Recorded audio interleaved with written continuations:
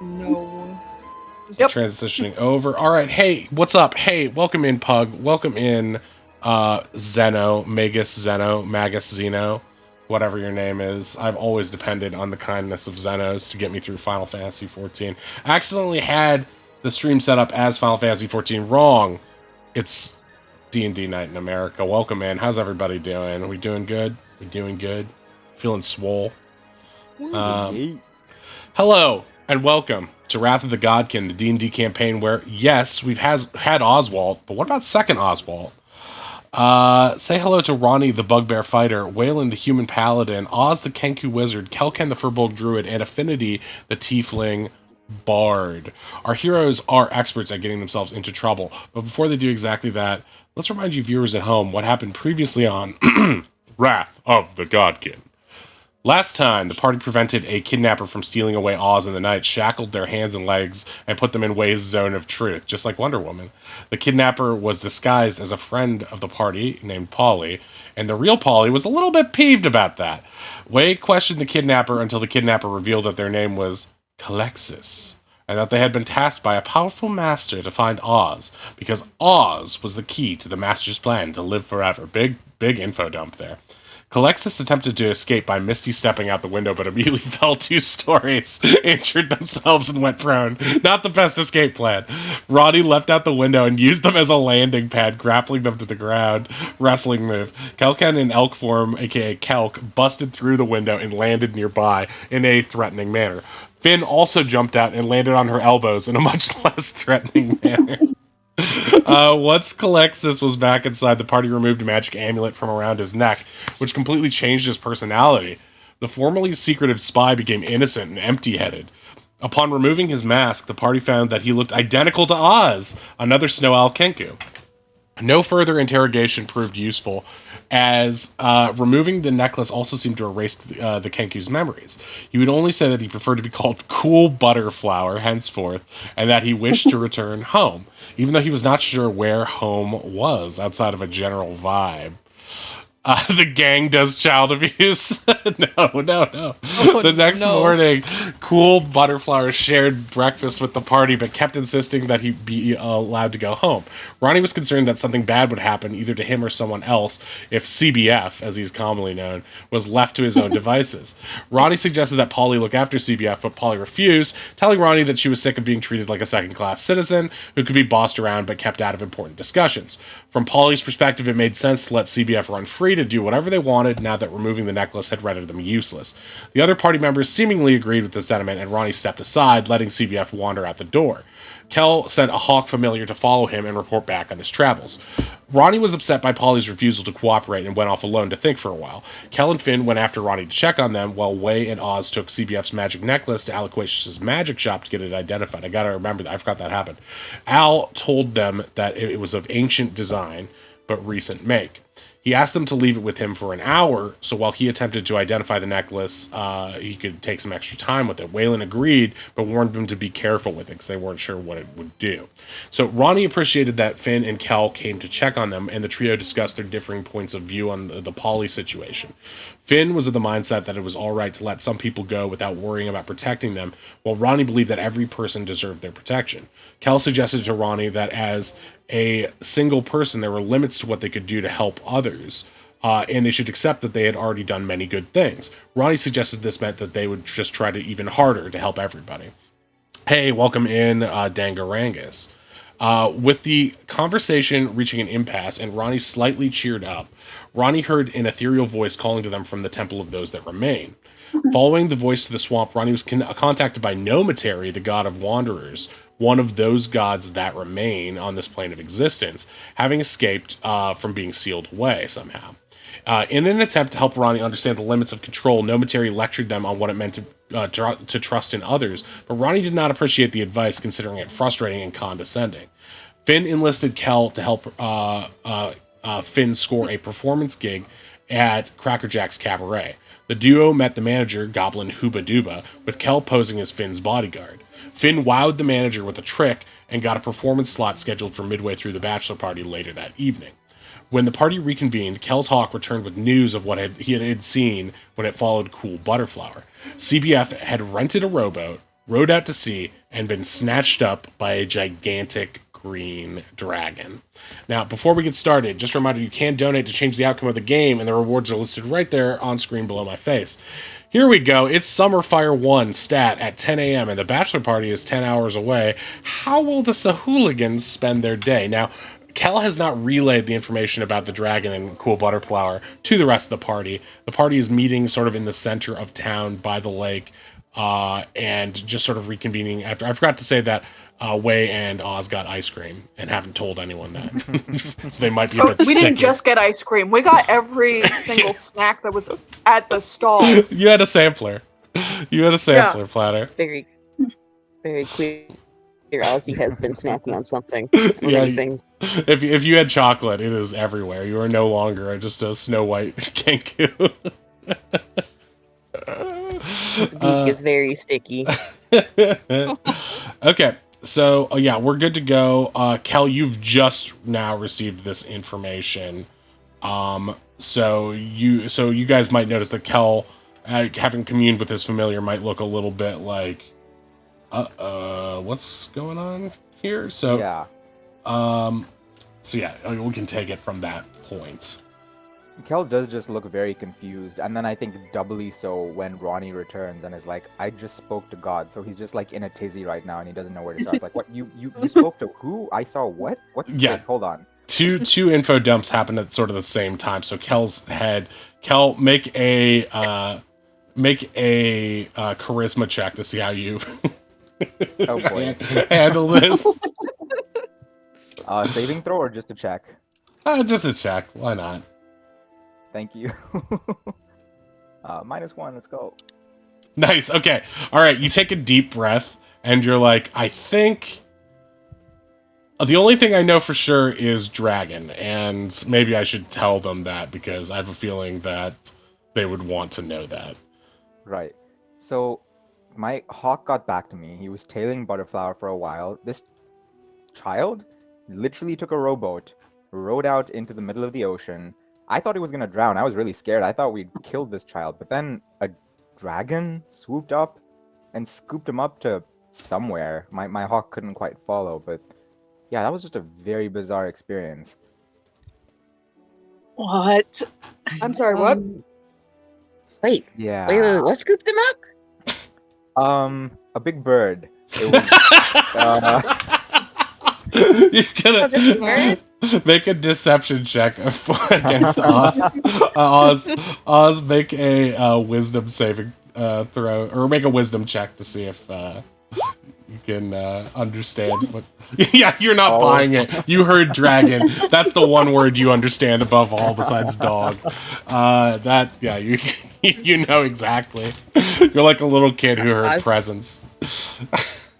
Squints and walks up to Kelkin. What kind of big bird? it was green and scaly and wait, fuck no. Green and scaly. Squints a little bit more. His eyes are almost closed. It was a dragon. Okay. Time to go find the dragon. Oh man, we have a bachelor party to attend, Oz. what a good You excuse. brought a dragon.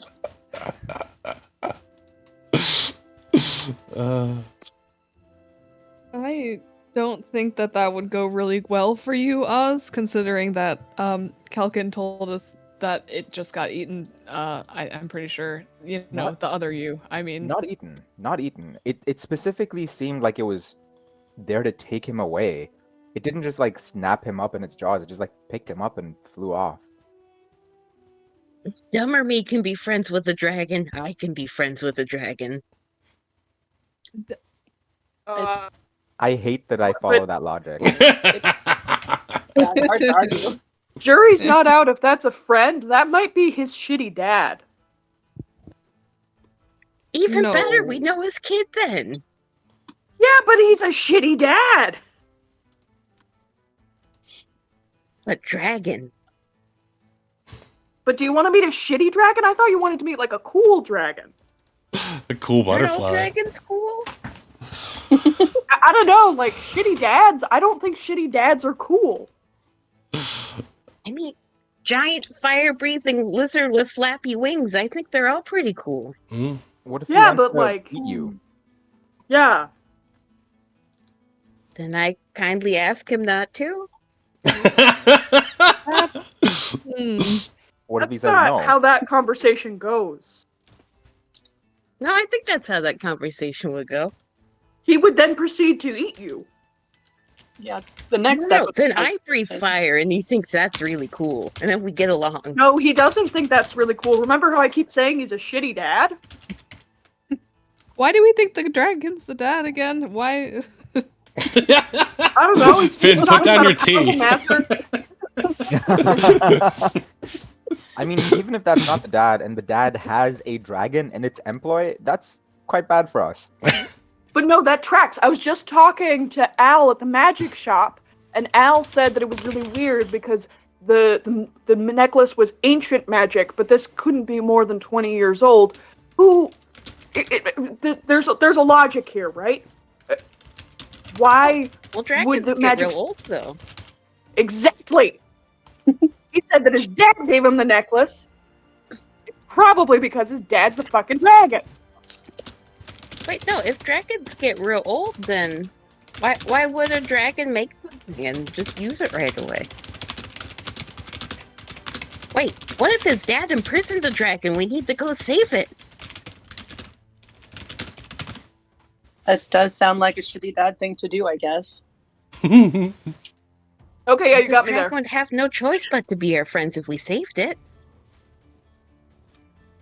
That's a big if. Another. Yeah. That has not been my experience.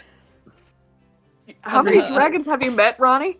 Just ballpark. Not with rough, dragons, rough. just with people. Kel, make an intelligence, not save, but just a check real quick. Hey. You know, based on the speed that the Raven communicated to you, there's no way. Like, you would have to have a frigate, or a galleon, a sailing ship, like the one you were on before, to even be like close to being neck and neck with this thing, right? Like, Right. there's no, and it went off across the ocean in a way that you're not particularly sure which way it was. It seemed like it went further out to sea or something. So, like, logically in your head, you understand both Oz's desire to do this, but, like, practically, even if you wanted to, even if you could leave town right now, you know it's not mathematically, it's not physically possible for you to be able to catch up to this thing at this point. Right. You also know that, like, Yorkus would be like, what the fuck are you doing, without, telling. Yorkus, out to find dragon. BRB. Might be dinner, wakey face. That's a good point too. Yeah, as we can't really leave the city right now, and we'd need a boat. So how about we take down the Scorch dynasty, I guess, and then the firebrand. maybe we steal his boat. The Scorch Wait. dynasty. What if we got the dragon to burn down the bank? Everything's solved. Well, Wow. that seems like a step 2. Step 1 is still find the dragon, but we can't leave town. No, I like step 2. Let's just go to step 2. This is what I was warning Oddish about this whole time. You guys always go to step 2. You take step A as given, and you always go to step 2. This is like par for the course. Okay, go on. Sorry. okay, fair enough. Step 2, get the dragon to burn down the bank. So what is step 1? What is step 1? Which way did it run? Oz just kind of points in a vague direction. That way. We run that way very far until we geez. find it. It's across the ocean. I think at some point you will run out of land to run on. This is gonna be like the end of Being There with Peter Sellers, where he's so innocent he doesn't know he can't walk on water, so he just steps on the pool and just keeps going. Everyone's Oz just has been saluted. visibly shaking with excitement during this conversation, and it has just been steadily getting worse and worse. There's another reason. Me and Kel made really good headway on like getting a spot, at the what's it called? The Cracker Jacks. Oh yeah, yeah. I can't go out to Yeah. sea. I've got a gig tonight, guys. Literally. I'll whisper to Finn. Do you think if we promise to let Oz be your assistant, Oz will want to stay? Yeah, I mean, yes, yeah, we could try. I mean, that's the whole plan, right? And she, again, just turns to everyone. Yeah, so the whole idea is that Kel is my bodyguard. Ronnie, you could be my other bodyguard if you want. Wei is Cardman, and then Oz, you're my assistant. Doesn't that sound fun? Waylon pulls out his 2 decks. I'm ready. Oz has his little hands on his dragon hat. Dragon. At this point, Fabian's gonna pop out of Waylon's head, and he's just like, "Oh, for heaven's sake!" And he like prestidigitates himself into the shape of a dragon, the size of Waylon. Like not a big full dragon, but just like a little dragon, like a Dragon Tales type dragon, and goes, "Hey, Ooh. Oz, it's me, the dragon." Nice one. Oz just freezes and just slowly looks up at the dragon, and just whichever party member is closest will just inch behind them sideways.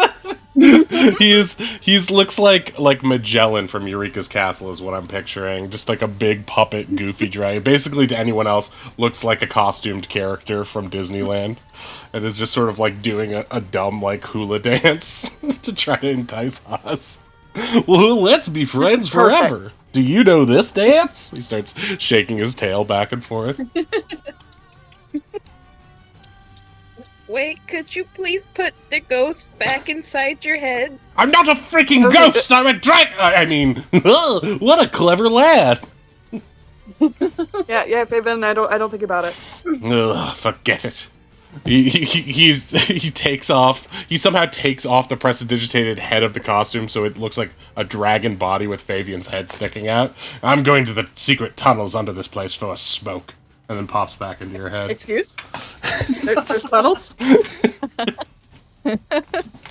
You feel inside your head. You feel the sound of someone opening a trap door and then walking down a long staircase, like inside your skull. It feels Please kind stop of odd. smoking in my ear canal. Yeah, a bit of smoke comes out both your ears.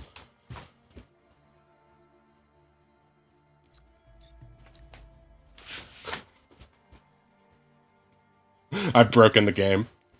So today we've decided not to go for the dragon. Oz's excitement is killed for the moment. So Ronnie, how are you doing? Regarding Ronnie, how you doing? Regarding the revelation you just had, is this talk of dragons knocked it out of your head, or are you still a bit PO'd by the condescending nometary conversation that you just had?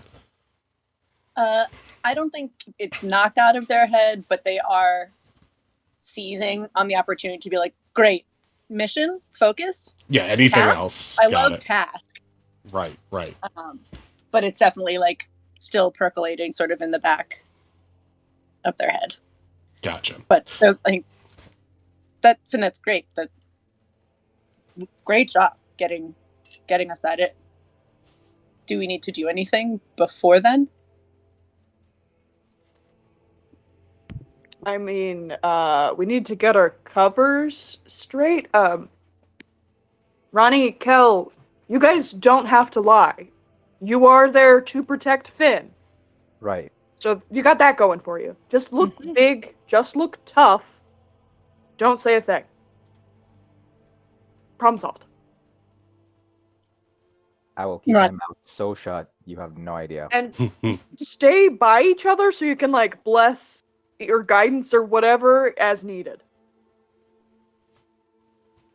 Good thinking. Ronnie folds their arms and tries to look imposing. You look like you could squish me like an accordion. That's great. From behind you, Ronnie, you get you guys are still sort of hanging out by the lake and in front of Cracker Jacks. You get like a sense that someone is sort of sidling up to you. As you turn, you see that Chungo is sort of acting nonchalant and is just sort of like sidling up, leaning next to a building, just sort of acting natural, basically, to the best of his ability. Oh, should we check in with Allie?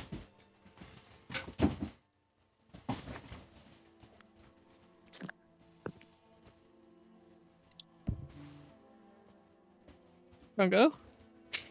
He's like Hello? out of earshot at this point. He's just sort of leaning against a building, trying not to interfere with you guys or act like he's attempting, since you guys are in public, to like not act like you guys are part of some sort of secret conspiracy, which you kind of are. But also try to be visible enough that like, hey, if you guys, you know, just try to get your guys like attention very subtly, basically.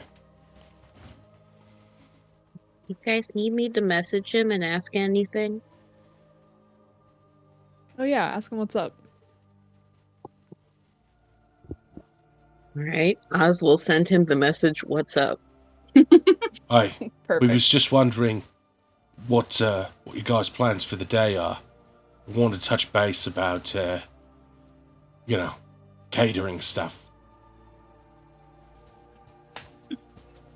That's a very good He's question. wondering what our plans for the day are, and he said something about catering stuff. Should we go to their little hideout so we can speak a little more freely? Oz will ask that in message. Yeah, sounds good. Let's not all go together though. Meet us there in like 15 or so. And he sort of like sidles away the opposite direction. He said, "Sure, in 15 minutes. Probably needs to clean up or something." I don't think he cares about hygiene, Oz. Yeah. But I mean, I guess he does raise a good point. We have this way in, but what are we trying to accomplish? What's our goal? I want to get eyes on the firebrands. That's just me. Is there any specific information we're looking for? Any like lines of questioning, or are we just going to scope things out? No, I just want to get like a vibe. I want to see how are they doing, like any tension, any like thick as thieves, who likes the drink. You know, I want like a full scope. Well, the party is a good opportunity for that too, in a different way. Right? But that's the moment of. If we go to the bachelor party tonight, if we wait to the wedding, we don't have any time to kind of maneuver and plan around it. Right. So recon for the plan. Okay. Wait, are you saying that you want to do recon prior to the bachelor party or use the bachelor party Oh for no, recon? I'm talking about the bachelor party. Gotcha. I just want to okay. make sure you were on the same page because, yeah, I felt there was a little misunderstanding there. So yeah. So My bad. use this in terms of the bachelor party. Way is suggesting that this will be a chance to not like necessarily attack anyone or like cause a scene, but stay undercover and work the party basically to try to get eyes on everybody. Right. Okay, cool. We might be able to learn something about the caterers too. Are we planning on taking their uniforms, or is that still tomorrow's project? If we have an opportunity, I think it would be a good idea. But I think we should bank on tomorrow. Okay.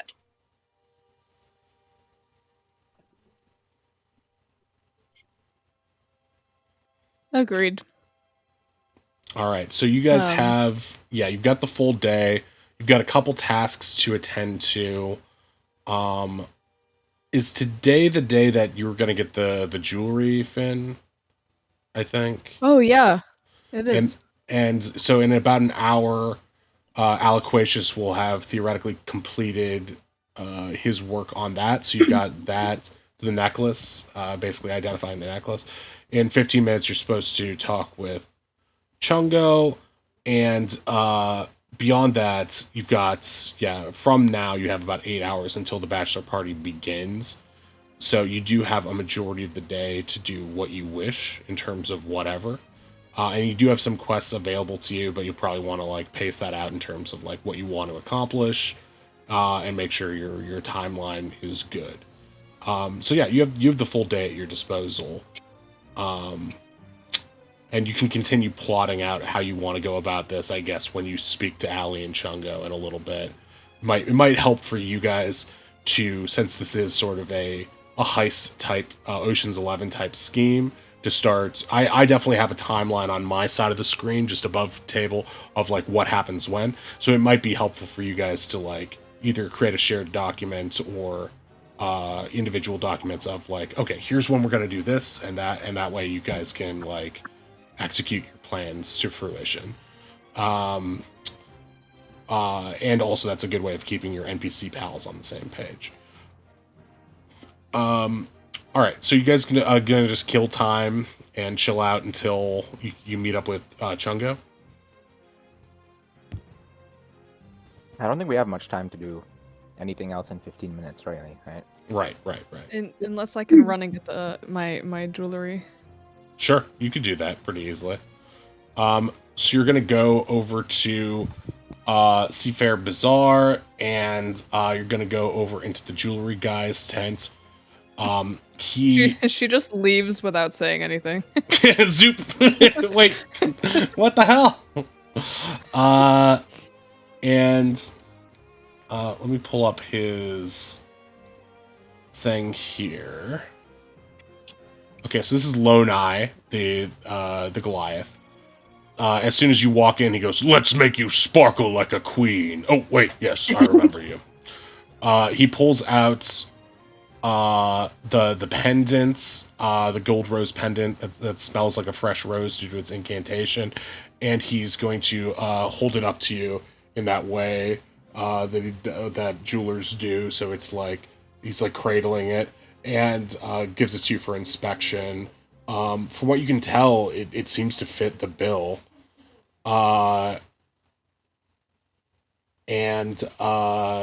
Yeah, he says that this will, if it's to your specifications, you can make any alterations that you would like, but right now the cost of it is 50 gold for this. You can see the stones sitting beside it, and it looks pretty good. Cool, yeah, this came out great. 50 gold is so much less than I thought it was going to be, based on Derek spawn prices. Okay, that's perfect. Okay, wonderful. So subtract 50 gold from your thing, and he does a big bow, and then when he stands up, his head sort of hits the ceiling of the tent because he's so big, and then he goes back and sits down. You will, and he sort of like aggressively points at you and says, "You will look lovely in this." It's like it comes off like kind of a demand, and then he bows. "Come see Lonai for any of your jewelry needs, you queen. But stop trying to steal my heart away from my beloved wife. Oh no, your enchanting powers are working. I can feel it. No!" And he like clutches at his head and looks away in dramatic fashion. Okay, I'll put a good word in. Right on. He goes back to like tinkering on something. Just again, is this just like always enchanted? Like it always smells good, or do I have to like boop it to like make it like a perfume almost? No, it sort of has a light scent to it. As you're sort of fiddling with it, it seems like as you rub the gem, you can sort of, when you press your thumb against the center of it, it seems to almost like a scratch and sniff thing, like make the smell a bit more pungent, but it seems to always give off like a light perfume scent to it. Cool. It's like one of those Care Bear dolls that smells like strawberries. Or like a sticker, one of those stickers that smells good if you scratch it. Yeah, exactly. Cute. All right. Okay, so you returned to the party. As you're coming back, you guys are going to meet like around the front of the bridge, basically. Let me just grab you guys and put you sort of here-ish. And since we're all back together now... Wait, why can't I grab good old Oz? Oh, because I'm on the wrong map. Okay, gotcha. What? Oh, never mind. Because Okay, it's great. not Oz, it's Butterflower. Get him! I knew it! Oh Oz no! cannot be moved. Oz is still staring in the No direction of the one can dragon. move the blahs. Okay. Putting this here. Party token is back in action. And he is back over here. So, guys, make a, as you guys are heading down, behind this building here, the fishermen are back over in this section right here, just by the river. Make some, give me, everybody a stealth check as you were going around, the building, just to get in here to try to be clandestine about this. Ooh, natural 20 from Finn. Rogue Mhm. shit. Oh, Kel. Because of Oh, nobody look at that. Finn's natural 20 on that, I'm gonna say that similar to what happened last time, Kel is steps on a bit of gravel that sort of gives way beneath his enormous feet, and he sort of like wobbles and almost falls in the river. Gonna make a huge splash, but Finn silently grabs him and just sort of tilts him back the right way, and you guys continue on and are not seen by anyone. So you go through this, you like push this little statue thing out of the way that's sort of covering the hole to their lair under the bridge, and you go down this like slightly twisting, not very long corridor, into the gently lit area, that has like a big pile of junk and treasure, mostly knickknacks, but some stuff used for furniture and stuff like that. And you see Chungo sitting to one side on where it seems to be his post by a little table doing his cross-stitching and sewing, which seems to be his hobby. And Allie, who immediately perks up. The necklace, the cabbage cooker, still fitted around her neck, but she hops up and is super excited to see you guys. You can see also the wrappings of the rations that you guys threw down here. It seems like she's in good spirits, especially because she has been well fed. They've both been eating, so they don't seem like they're doing that badly. She seems a bit more perky than she was yesterday, or whatever it was you saw her previously, simply because like they had a good breakfast thanks to you guys. And she runs over to you guys and is just super excited to see that. Hey, how's it going? Get anything done? Tell me all about it. Come. And she starts like moving piles of junk around, getting some stools for you guys to sit on. There's a lot of makeshift furniture in there. Some of it is like broken chairs. Chungo pulls up his chair so someone can sit on that, and he perches himself on the floor nearby and continues his cross stitching. And Allie just like basically gives you like a gesture signifying it, like, go ahead, tell me everything that's been going on. Like, what are the plans?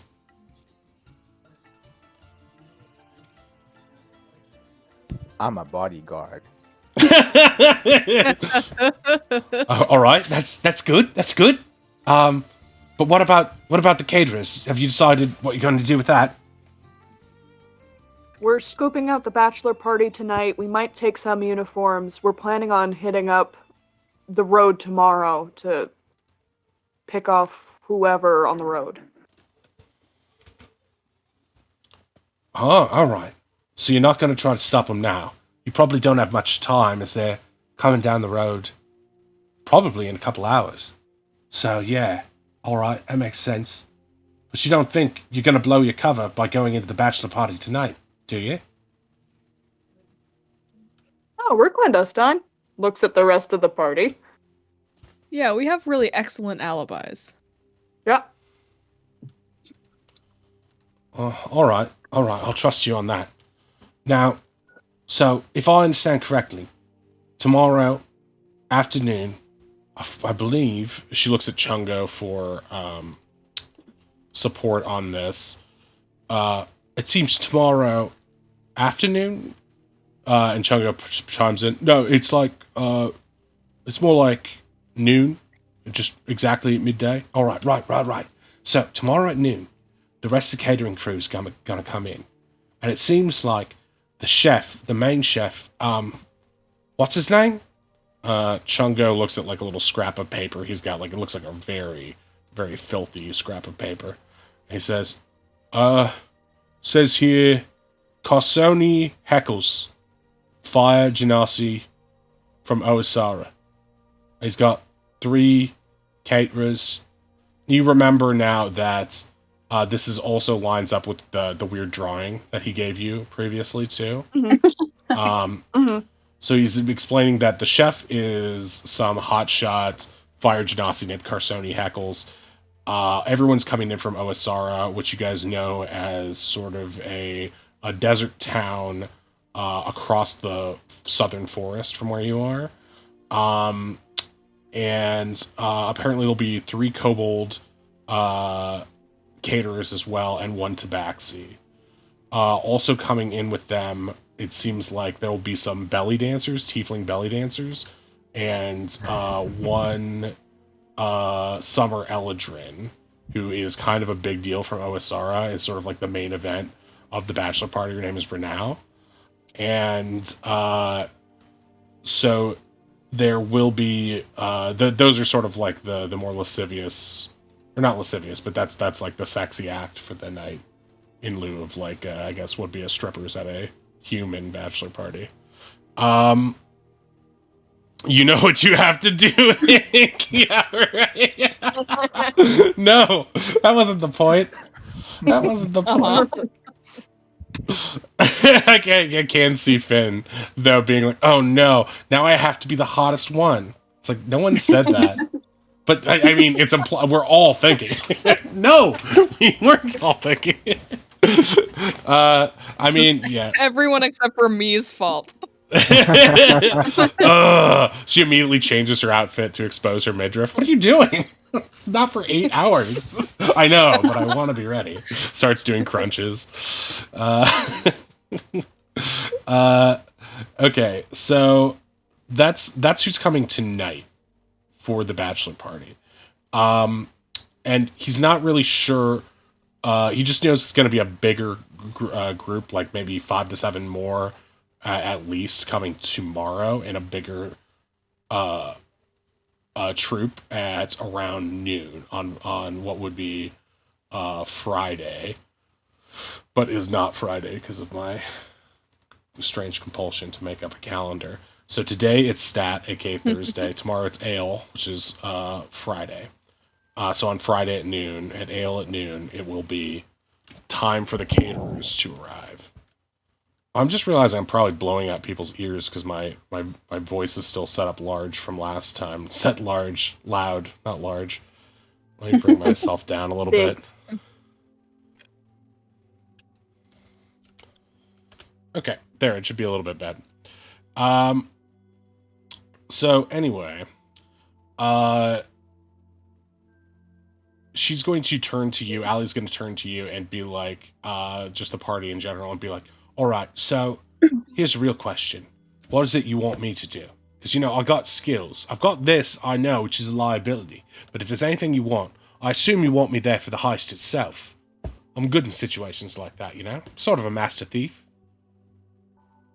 Well, I guess what can you offer? What are you strong at? We know you kind of, but we don't know what you're good at doing. What do you think you can help us with? Well, obviously, I'm a master of disguise. I mean, you was practically falling over yourself trying to get with me when I was a nun. And that doesn't even make sense, because, you know, they ain't got sex and whatnot. That's how you interpreted that situation? Yeah, you was practically flirting with me too, I could see it. Okay. Would you be able to help us with our disguises? Oh, yeah, sure. I got lots of stuff. And she's got, like, starts, like, going to the back of the room, and there's a big trunk. Almost like an actor has, like, a ton of different disguises in there, too. A lot of them are, like, Waylon has a very similar collection. Yeah, of course. Any performer has this thing in their closet that's just, like, props. I might need this someday. We could use I'm it not for a hoarder, I'm an sketch. actor. Yeah, exactly. Talk to any UCB person. They've got some weird box full of, like, just generic masks in their closet. Hey, Allie. Yeah? You say you're a good pickpocket at, right, Allie? Oh, yeah, the best. And Chongo clears his throat. All right, second best, but we're both good. I have an idea for a plan B. I need a reverse pickpocket. You think you can hook me up? You mean like dropping something? Yeah, we could do that. One of Yeah. us. All right. The trick is, and he claps his hands together. It will explode as soon as you drop it or hit it against something. So you need to make sure that doesn't happen in close What? contact. Why is your plans always trying to get me killed? I swear. It's not you. You just said you're the second best in this room. I figure you can Right, sneak Chungo, it you into can like handle pirate this one. scabbard. He looks at her like really annoyed. Like, you're not. All that right, fine, clever. I'll do it. Wait, what is this thing? I have a sword that explodes as soon as it hits something. You can't put a This is sword going in to be a a pocket. pirate. Can't put a sword in a pocket, but like an empty scabbard just laying around wherever. This is a pirate wedding. They're All gonna be right. so drunk. Okay, All so you have to do is get 'em to pick a fight. It'll be paint the distracting. picture for me. How is this? If it went really well, how would it look? we give a guy a sword. He's pissed drunk. Right. All you have to do is tap him, whisper some shit in his ear, turn him around to the next person, pulls out the sword, goes to bonk somebody on the head. Boom. They're dealing with the chaos. We're downstairs. Right. Or you get two of them who's drunk, give one of them a sword, and then have his friend be like, "Hey, he says he's a better swordsman than you." You know, like get him to duel a little bit. Show off. Yeah. All right. I don't So think we'll have to work too hard to get them drunk. Yeah, right. Yeah, they'll be pissed. They'll Easy. be mighty pissed. But what? That's step one. What's the? Is that just to give us cover for a distraction? Because I don't think. Well, my biggest thing is if I'm going to be in there with you, and I don't mind doing so, I would like to be there if I could, just to see it all go down. I will need a right disguise, and probably a magical one at that, simply because if they see this, and she bing hits the necklace. It's not really a necklace, it's more like a collar. It's like those things they wore in Wild Wild West that got magnetized and stuck to each other. My references are super modern. And if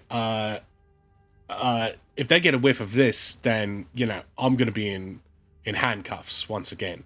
So in order for me to be there, it probably makes sense for like a hat of disguise or something, or some such, I don't know in terms of that. I could maybe work on that myself, but if you have a plan for that, We're working on it. okay, all right. But yeah, that seems easy. It's easier than, actually putting something on someone. Just maybe even replace a sword with that one, Probably an easy way to do that. All right. And yeah, I don't think... See, like, the path to the vault, from what I've heard, is through the basement. I know there's some... what you should call it, like, puzzles or some such. Like, you got to know the secret to get in. And then there's also some beasties down there too. So you got to be ready for a fight. Yeah, I mean, it's a vault, right? It's going to be guarded. But, so you got to be ready for that. But I don't think we'll have that much trouble just getting away because everybody's going to be so preoccupied with the wedding outside. So even if there are people on the inside, you guys will have the uniforms. Oh, I just need to go down to get a special wine for the captain, kind of thing. Keeps his wine barrels down there, I know that. So, yeah, I don't think... So, worst comes to worst, that could be a good distraction. But we might not even need that just to get downstairs, that's all I'm saying. Might use that as, like, a last resort to try to, like, if anything else goes awry, we can just, like, plot that out as, like, oh, look at that, whatever. Because if something explodes during a wedding, that's going to put everybody on high alert afterwards, Yeah. Will our fight in the basement call attention? No, because we face resistance. I don't think so, because if I know them, it's probably heavily fortified. It's not going to be like, if it's a real vault, what I'm picturing is something that's like made of stone or metal at the very least. So those walls, if you're doing it right, And also, they're not even going to be upstairs, right? They're going to be outside. So I think sound-wise, you should be pretty good. And again, And- Oh, go ahead. Sorry. I was just gonna say, and you're 100% sure the statue's in the vault, right? Because I've seen enough heist theater plays to know that sometimes Local productions, like the worst. It's just Kelken's sister doing a one-woman show of Ocean's 11 in there, and everyone loves it, and he's just sitting there jealously, like, whatever. Too okay. And my I've brother, seen- he's such an idiot. He's like Oh, yeah. this. And then comes to him for support afterwards. Did you Let's like be real. it? It's Ocean's 8. It's Ocean's. I know that sometimes the people will know we're coming and then move the thing we're looking for somewhere else. So is there any chance that it might not be in the vault? Well, I put that back to you. Is there any chance that you've tipped your hat? Because where else would they put it, right? It's a big thing, right? Yeah, and didn't you locate it before, Way? Yeah, no, it's there. It's under the mansion. We Right. know that. Well, if you Yeah, can have we a can way of always, doing that, yeah, you could just run it again, right? That's See if true. it's there. Yeah. Problem is, if I do that, less might. Ah, Right. Well, maybe not on the day, but maybe tomorrow, just to be like safe is safe. Yeah, But before Yeah. we crash for the night, maybe you can give it one final ping. yeah, makes Yeah. sense. There also might be another way out. Worst comes to worst. Right. There might be an exit through the bay. Yeah, I almost guarantee that's the case. I mean, they don't let people in that way, and it just makes sense. If what you're saying is true, and from what everything I've heard, statue gets dunked in the water, right? That's how this happened. Yeah. And we're not sure what happened then. Right. They probably use something to move it under the water and then take it in that back way, right? Because they can't take it on land. And if the main entrance is that way, there's got to be some other way, unless they just magic it through walls somehow. I don't know about that, but my guess is, if, make it way less, make it small so someone can carry it, because it's real heavy, right? It's like a gold statue. God, that must be worth a shit ton. Is that what all this is about, is it? You guys are all sorts of rich. He doesn't like that. That seems That's what like we it. hope. Best case. Right. You've been awful straight with me, aside from this one trying to get me killed, dressing up as the bride. Alright. I think it's time, Jungo. I'm gonna tell him my sad tale. Alright. So, I was part of a crew. Best crew in the seas. Had a bit of a love story on our hands. Had a hubby. His name is Kevin. Really nice. Really kind soul. And we was good. Pulling jobs. Nothing too bloody. Just, pilfering what we could. Maybe stop a few ships here and there coming out of Grand Haven. Got a bit of a name for ourselves. And got too close to old Jerixbun. And Scorch didn't like that. Didn't like crew making a name for itself. So one night, while most of us is asleep, they stealth boarded us, set fire to the vessel, killed everybody, except me. Kevin's gone. He was captain, I was his first mate, and yeah, we had plans to get out of this life eventually, but yeah, so there's well, I don't care for him very much. Why didn't they kill you? I jumped in the water. I saw Kevin get run through, and I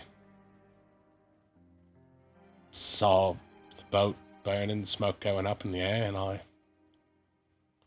hugged on to a bit of driftwood, something coming off one of the vessels, and I stayed out there for days. Why would he do that?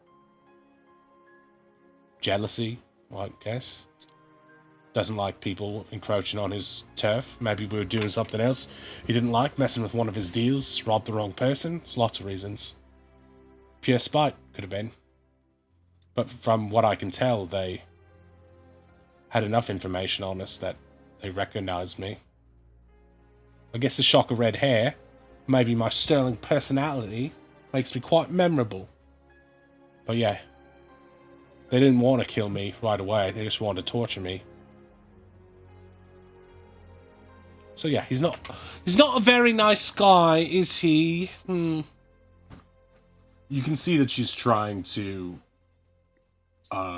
make it a joke to try to keep herself from crying.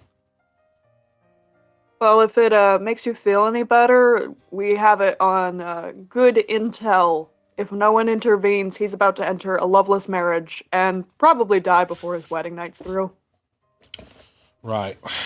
Well, what I want to see is for him to be as miserable as he left me. I want to look in his eyes and know he's lost everything. That's what this heist means to me. I don't care how long it takes.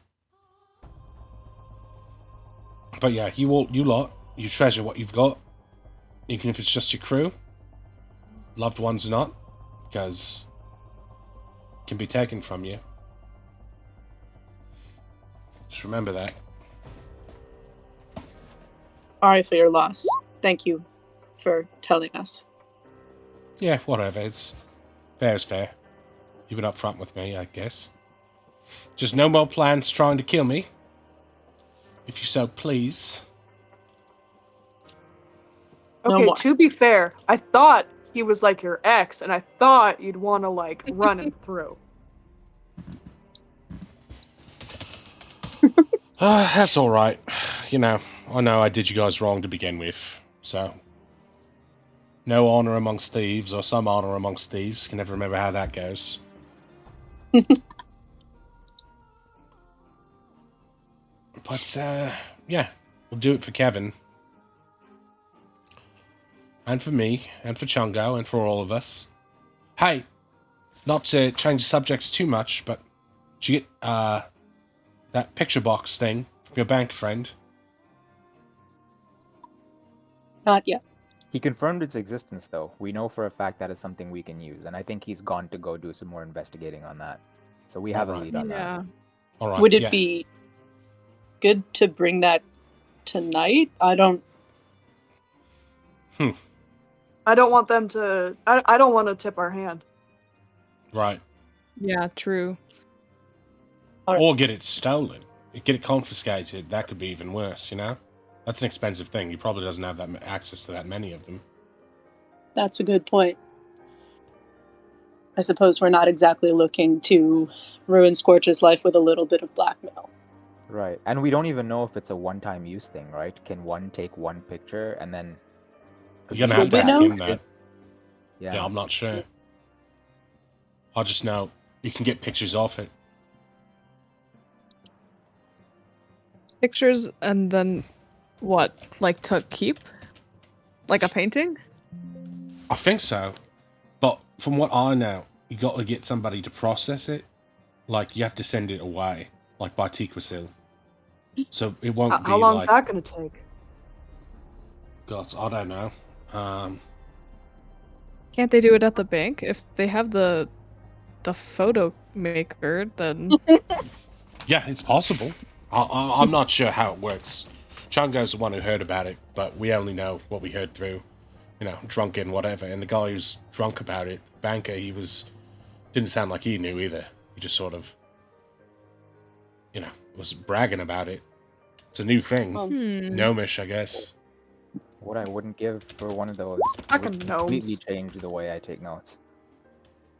We'll have to ask Yorkus more about that before we finalize that plan, but Right. we can take care of that today.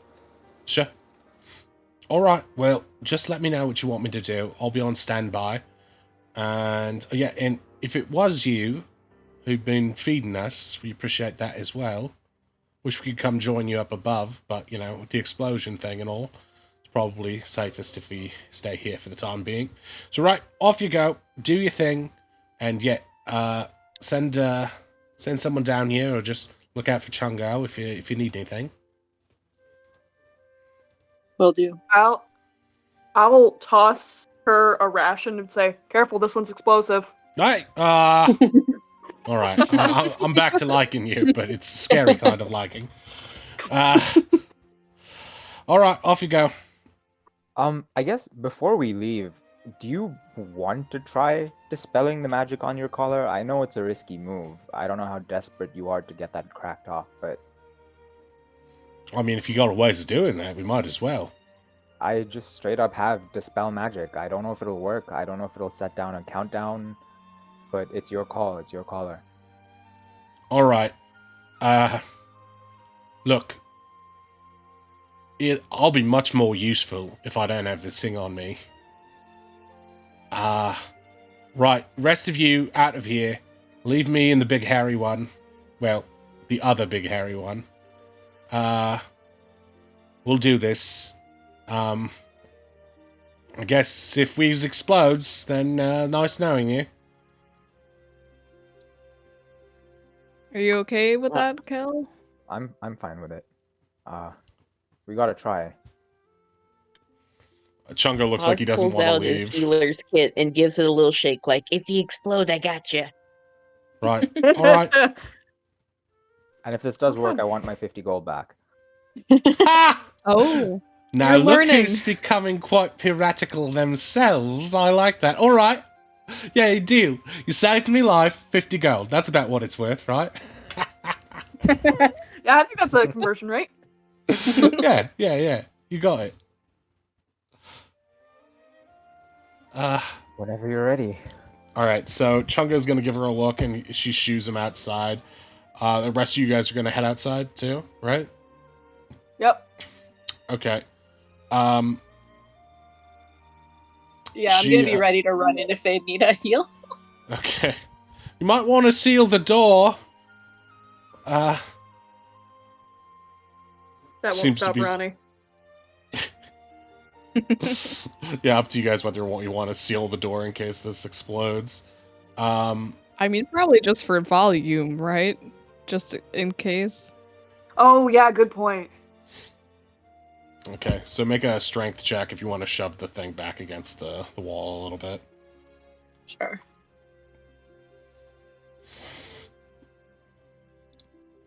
Ugh. Okay, anyone They're gonna too help expensive. Ronnie? yeah, I you wanna sort help of look Ronnie. like you're helping, but you're like, I don't want to close this all the way if I have Trying to to leave run it in cracked there. open. Yeah.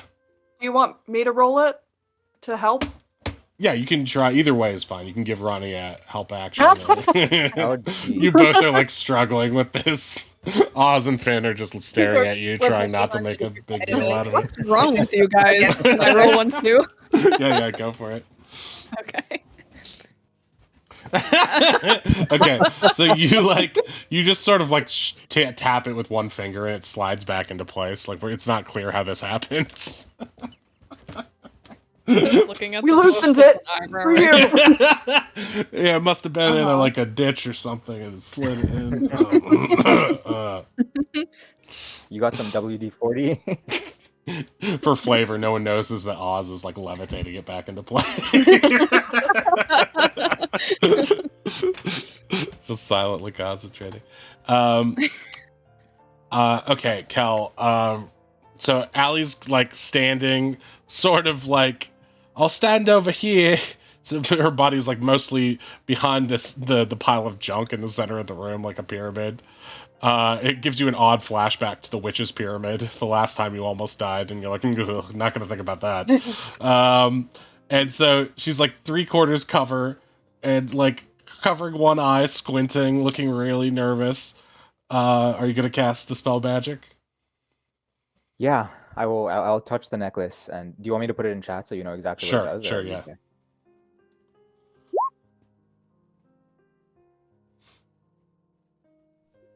You could be 120 feet away.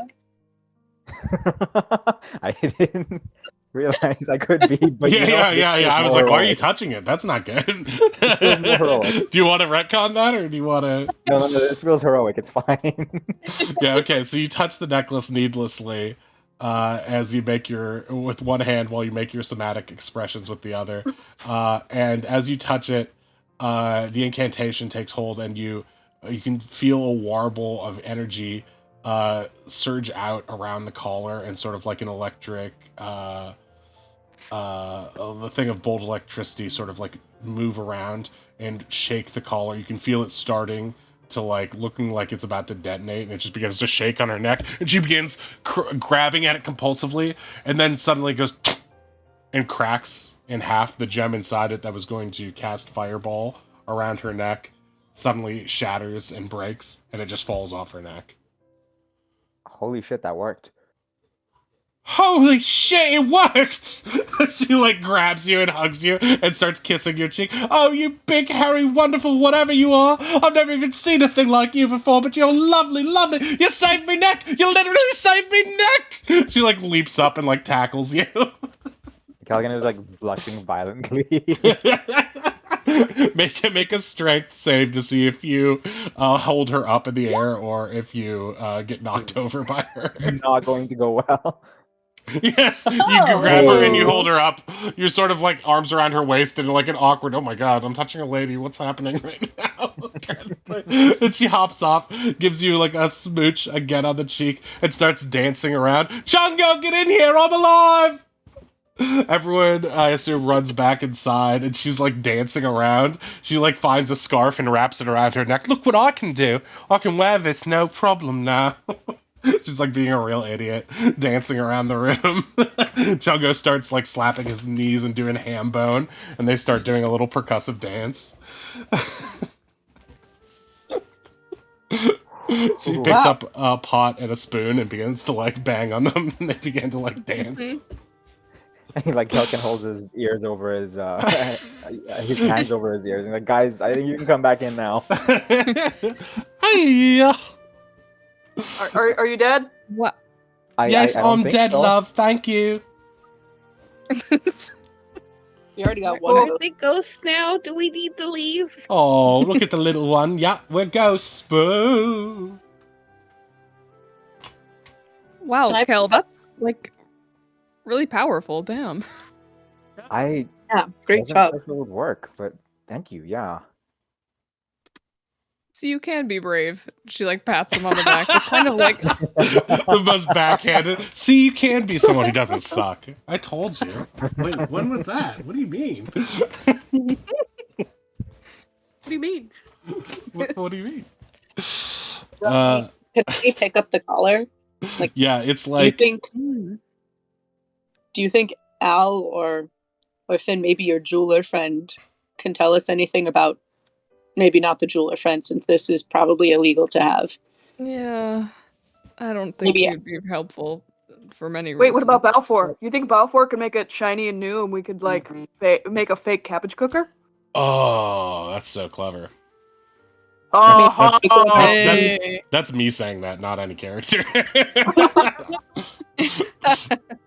I want a fake cabbage cooker. Make a perception check, whoever would like to, on the remnants of the cabbage cooker.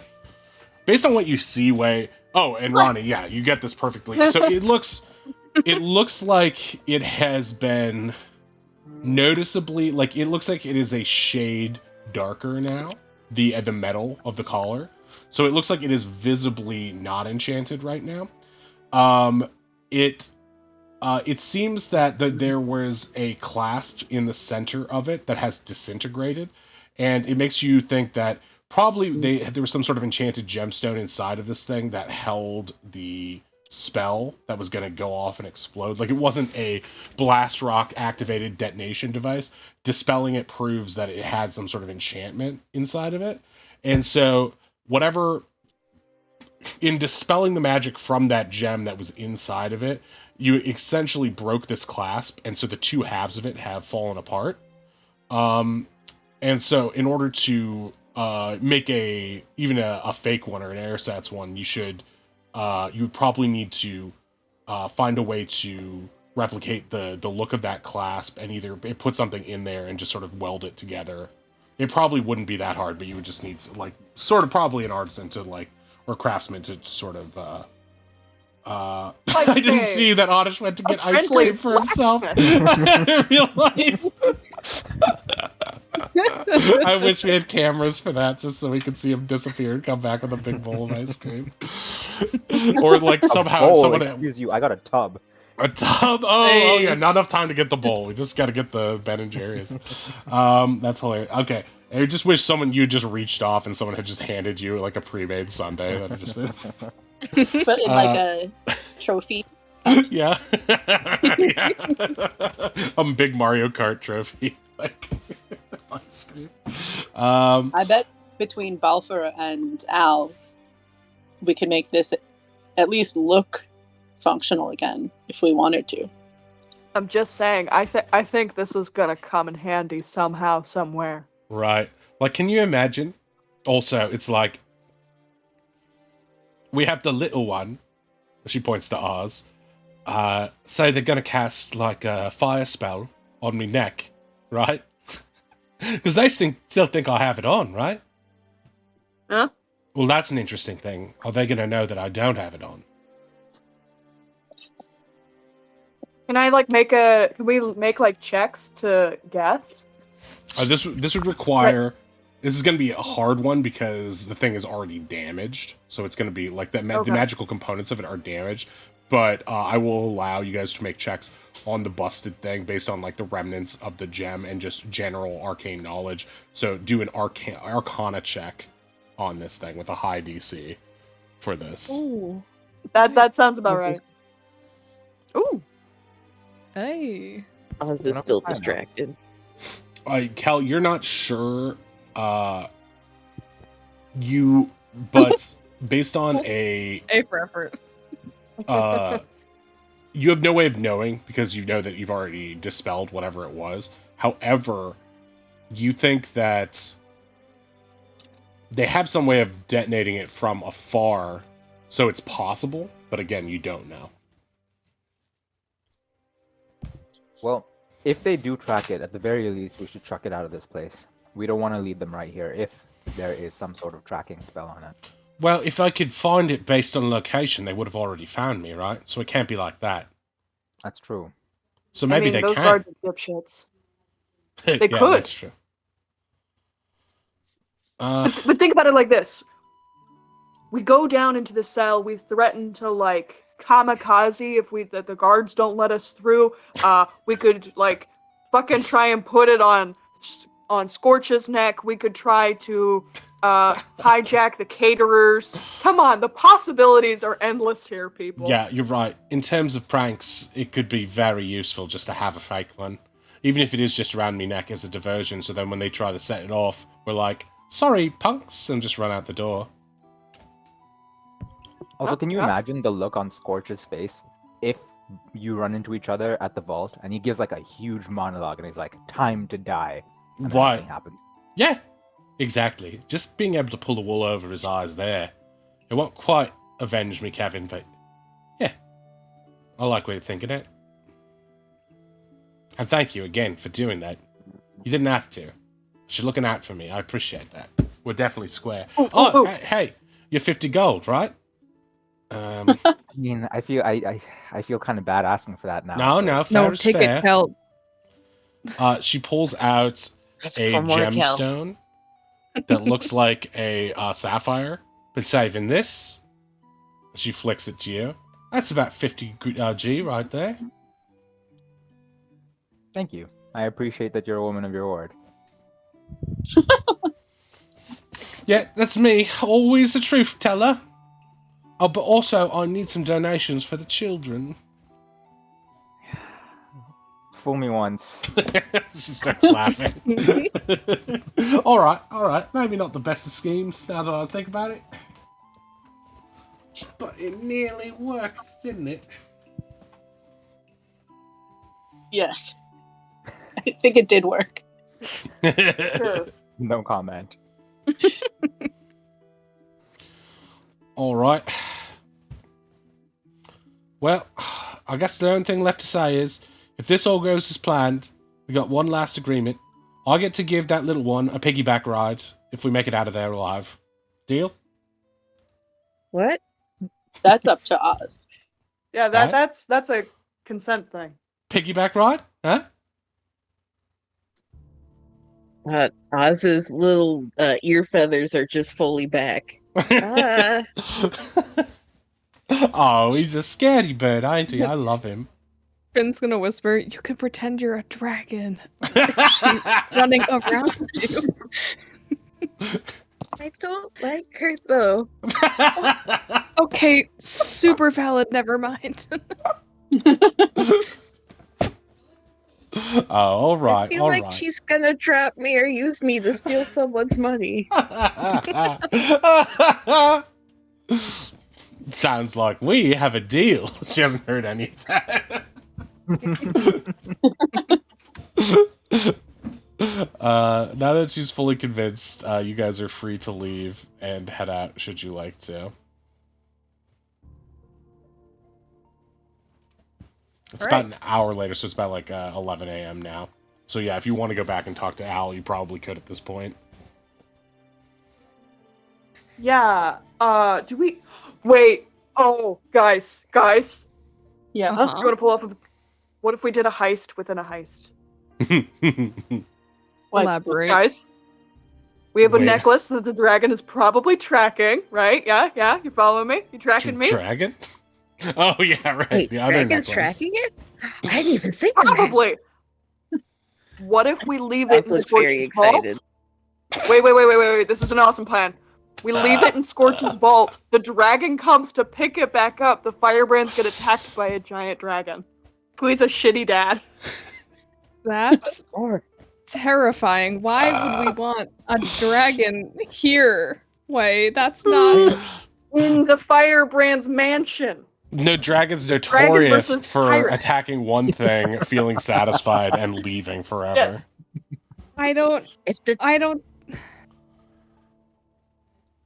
Oz is shaking in excitement again. If the dragon's tracking it, we could find like a big hill, stand on the hill, hold up the necklace, and the dragon will come to we us. do not. Oz, I cannot emphasize this enough. We do not want to be found by the dragon. I want to drop You this want to be thing. found by the dragon?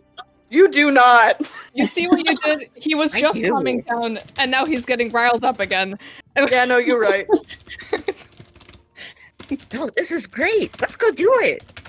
No, I appreciate your big imagination, but I think there's a lot of things happening. The Right most now. condescending thing you've said. I appreciate your big imagination. Holy shit. Within a D&D game, that's brutal. My nanny mode came out there. It did sound like that, right? No, it's gone. Let it go, Hank. It's gone.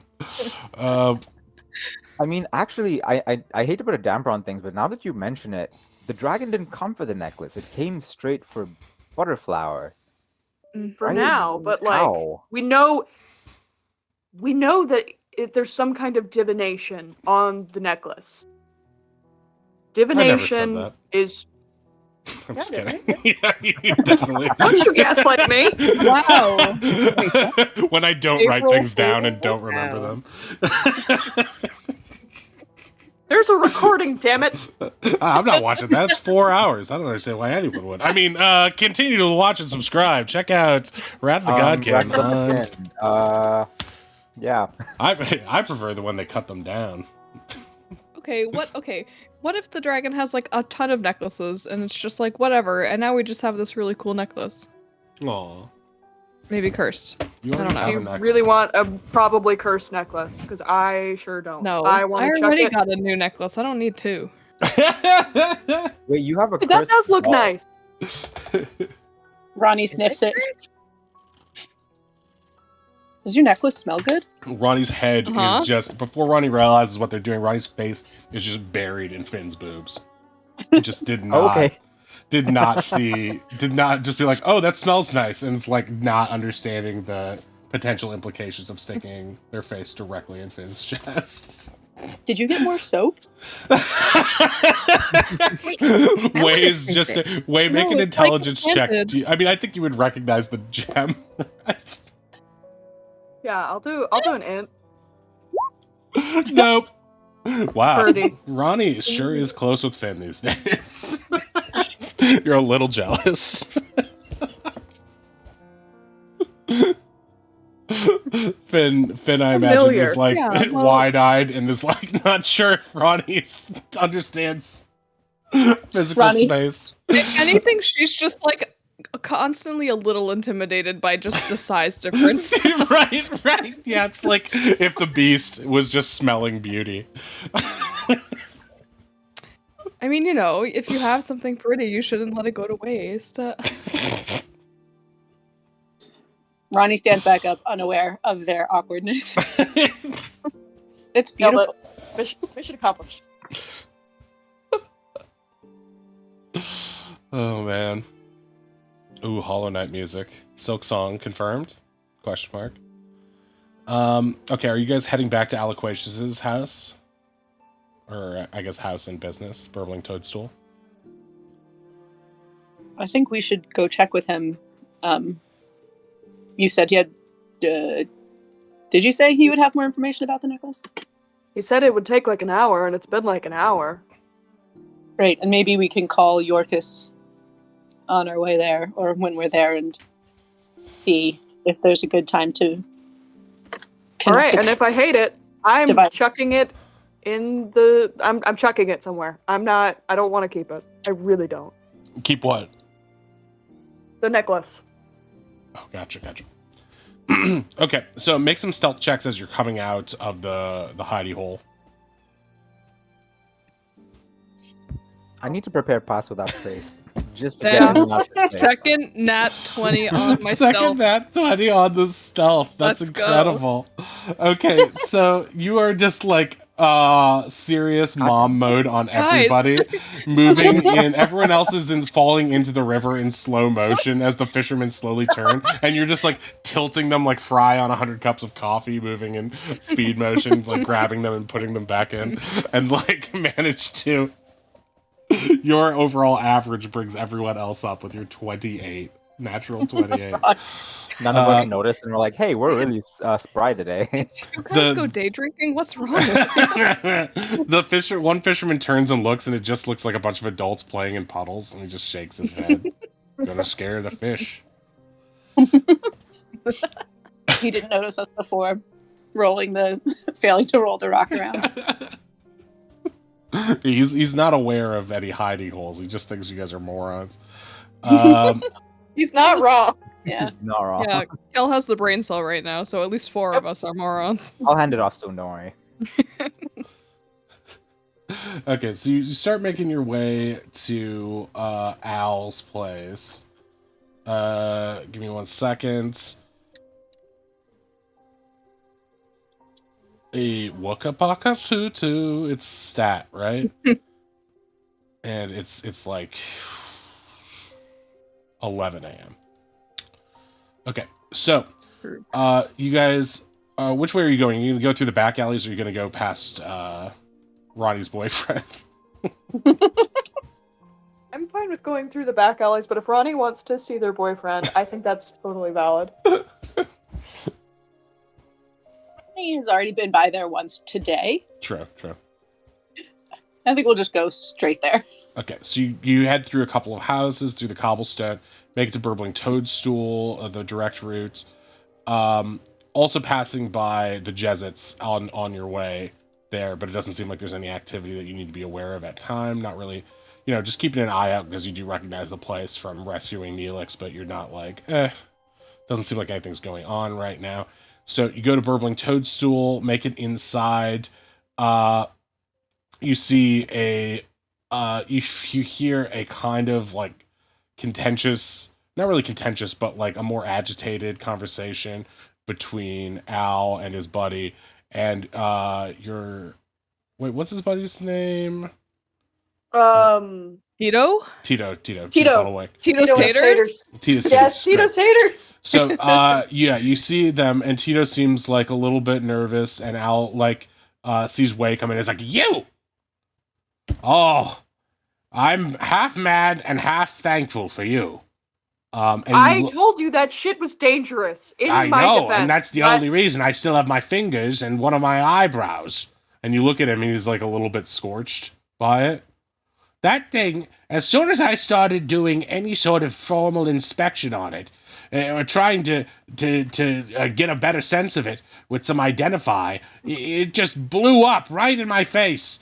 I did what you said, though. I wore like an iron vest over myself so I could make sure I'm fine, but this eyebrow is going to take a while to come back in. Thank you very much. Can I like heal him for 5 and see if that helps at all? Yeah, he doesn't look like he's actually beat up. He just looks like his eyebrow got singed and he's like a little bit like dirtied.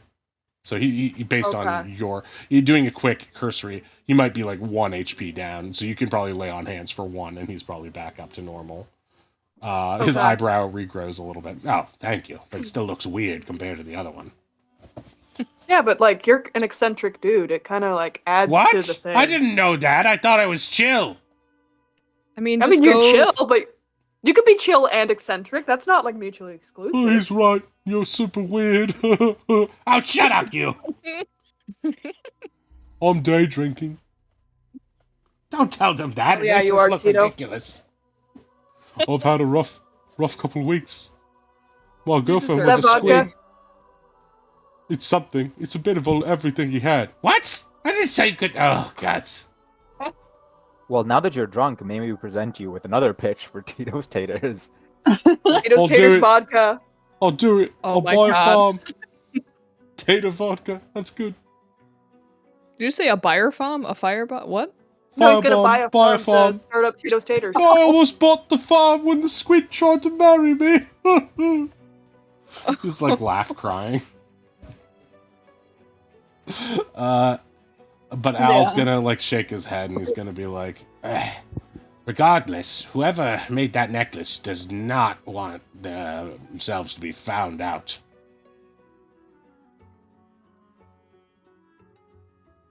What do you mean? That tracks. I think that's a dragon's. What? You made me tinker with something like that? Oh, I found out 5 minutes after I passed the. Okay, no, it wasn't 5 minutes. We hit the stalls. 20 minutes after. 20 minutes. Or corn dogs. Yeah, this must be one cagey creature, but it makes sense. Some sort of ancient being, wise. It could have been a dragon's designs, but what kind of dragon acts all sneaky like that? Very strange. It was green. Does that help? You saw it? Narrow it down? Points at Cal. Yeah. I wouldn't really see it. More like my bird saw it and my bird told me about it. Oh, alright. You're one of those. What does that mean? A weirdo. You're a tree lover. You're eccentric like me. Look, I'm not really a draconologist over here, but got some books. Maybe show me. No, they're mine. Well, all right, go ahead. Yeah. Points to the bookshelf behind. It's just a bunch of different like arcane things. It looks pretty dusty. It doesn't look like he's looked at them in a long time. But you give me a little bit. It'll probably be a couple days as I go through things. I might have to, I don't know, speak with some people or request something from a library out of town. I'm sure Grandhaven has more records on dragons than anything in this podunk little burg does. But, it is quite interesting. I will say, based on what I know about y'all, you seem capable, but a dragon's a dragon. You might want to not get too close to one until you can be sure, however the conversation goes, that you can handle it. Yeah. I agree. Looks that way and agreed. Oz. Yeah. They can't all be 100%, okay? Sometimes you have to get the duds out of the way to make way for the good ideas.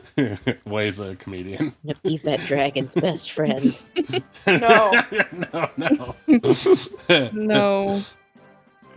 Oz is more talking to himself than anyone in particular. He's still pretty loud.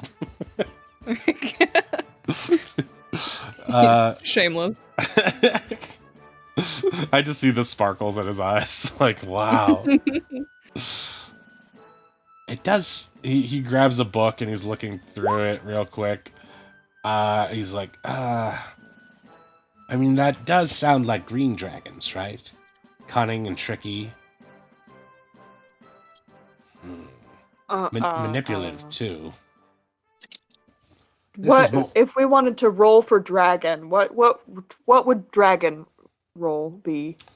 I think in terms of dragons, since they aren't really very common anymore, it would be more history, because it wasn't something you probably ever personally experienced. Would me being at the bookshelf give me any help in terms of... Well, you might know just from your general studies, because I assume that for most people, like, maybe dragons in this universe are like dinosaurs for kids. Like, you might have just been reading up whenever you could. So, yeah, you could do a history check on that. What exactly are you trying to find out? Good question. Wei, what are we trying to find out? What we know about green dragons, like personality-wise. Yeah, I think in terms of general tales in this world that the rules of like chromatics versus metallics apply. So like chromatics. Oh, so that's that would be like kind of common knowledge. Yes, I would say so, because as much common knowledge as like this is more of a question of this is something you would have learned in school. The question is like, did you pay attention? You know, more or less. This is more like what kind of things do they have in Grand? Like this is like very common. Like, and who did we fight the War of Independence against? And you're like, I don't know. I don't fucking pay attention. Like it's more like that. It's like this is it would probably be beyond you to be like, well, if there's only a certain number of dragons, then what's this dragon's name? And well, maybe we can track it down based on. But like that would probably be beyond you. But just the nature of what you know about specifically. Actually, just everybody make a history check, and we'll see who. We'll just explain it through that.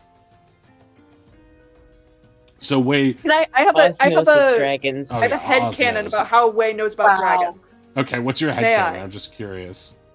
Yep. Waylon has grown up around theater. Yeah. And then the dragon swoops in is a very common trope. And since his mom was like such an actress, it's like, and then the red dragon swoops in, and then fire reigns over everything. The blue dragon, they're gonna do like he knows all the tropes. And they're probably like in Shakespeare's time and in just in other times. There's probably a lot of oral tradition in terms of storytelling because there aren't like TV shows or movies or anything like that. So there's probably like a lot of times there's probably fables and stuff like King Arthurian type tales that I would imagine that beyond just modern tales and comedies and stuff like that, there's probably a lot of like, well, what was the time like before the gods were sealed away? So there's probably a lot of plays where your mom was playing a goddess or was dealing with dragons or was a dragon. You know what I mean? So you probably just know a lot based on that. Yeah. Yeah, and you also did see that tapestry with Tiamat opposing Bahamut. Bahamut, from that, Bahamut was working with the sealers, but to seal the gods away in that time. So, yeah, but Oz, specifically, based on that natural 20, that this is a green dragon. Green dragons are the sneaky kind of dragons. They love to corrupt good-hearted individuals. It makes you wonder if there is some...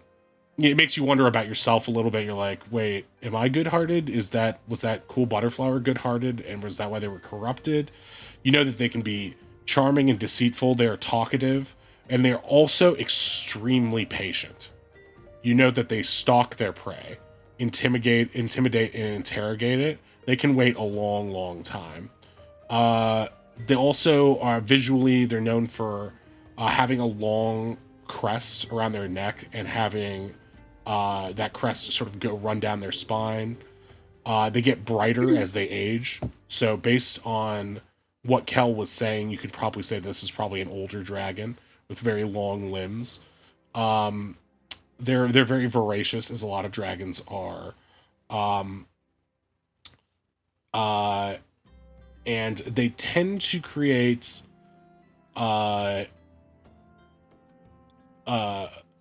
mazes, or they tend to live in the center of forests, and in foggy lands to help obscure their size and stuff like that. Those are like what is common. That's like the encyclopedic understanding of green dragons. Wow. Oz Oz. relays this to the party, and when he gets to the part of them corrupting people, but what we best friends? I can fix that. Oh my gosh, I can fix him. Yep. They're also the dragons who are known for having poison breath. That's like their deal. Ew. I mean, green dragons aren't as cool as red dragons because they do poison instead of fire, but they're still pretty cool. Are red dragons your favorite, Oz? Yeah, they're big and they do fire, and he's like doing big arm motions. It's worth noting that Oz is wearing a green dragon costume. That was just the fabric he had. Yeah, exactly. Yeah, He's he working made with what his he own has. costume. He's just using what he had. There's a lot of green left over, like a floral boutique. It's just like, took Granny's curtains. Nacho Libre style. Love it. So yeah, that's all Al can give you right now, and what you can find based on the books. What Al has is basically a basic bestiary that is likely something that Cal would have read before, or a variation of it that he's read before. So it's not like a big book of dragons, and more so just has a thing with some basic facts about it. Oz's knowledge sort of like dwarfs that comparison. So that's all you really know for now. It doesn't have any historical information about specific dragons or the ceiling, or like how many, if any, dragons still remain. You know, there's at least one, but you're not sure how many other dragons remain. You just know that they're extremely rare, and because of that, even more mythical and frightening, because they're just like, oh shit, I didn't even think, I thought this was an age without dragons, is how most people think about it. Like, thank goodness. So yeah, you guys are still in the shop. Well, can I interest you in anything else? Otherwise, we're just going to... Water? start- Do you have any water breathing stuff? Water breathing stuff. Like a snorkel mask. Yeah. Don't you guys have some water breathing stuff? I was pretty sure I gave you some. Did we just get it? I have a water breathing potion, and I think that what's her name? Oh, he had one available for sale here. Let me bring up his shop list. Yeah, I can he also does. turn into a fish on command, so Wait, Yeah. what?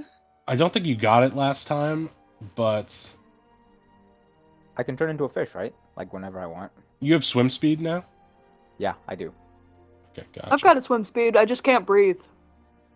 I thought you had that mariner thing that let you be a fish. Or To a my king. knowledge, it didn't let me breathe water. It was the orb that let me breathe water. So there was some synergy going on, but since the orb's gone, I can't breathe underwater now, right? Uh, Or is that permanent? And you always No, it's sounded not. a It's not little fair. squishy. yeah, you squished all the time. Mariner, Yeah. 5E, Mariner's armor. Yeah, I have a swim speed, and it says when I hit 0, I just float to the surface. When I just hit That's 0, funny. Yeah, right. Yeah, it doesn't give you water breathing. However, yeah, he does have a potion of water breathing for sale. You guys didn't buy that last time? Correct? I to think my so. knowledge, I I don't don't think you think did. we did. How much Maybe- is it? It's 360 gold. 360. And wait, you guys have a discount going with him? Yes. Yeah, 40%. That's not Thir- right. 35. Oh, that's right. I Aw. forgot. We bargained. That's not right. I thought you were Been trying to trying pull a to, fast one, and I bluff. was gonna keep quiet. Bluff check on Matt. Yeah, right. I don't trust anything Ink says. Why? You're sneaky. Times points 3.5. I mean, 3.5 could be a lie. I don't know. Okay, so that's I gonna have it in my be sheet. 234 gold for that. So that'll be if that cash. happens, and we have two people that could do water breathing. I could just hold my breath if we're gonna scout out today. Do you think this might be worthwhile avenue.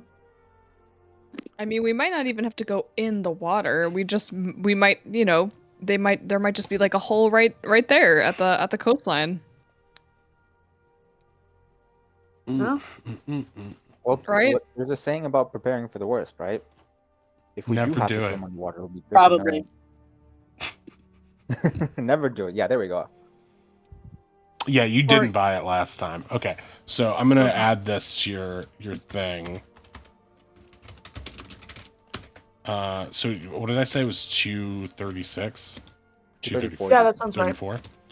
234 GP, water breathing pod.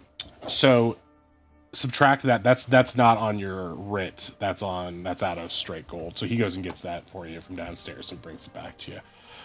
Anything else?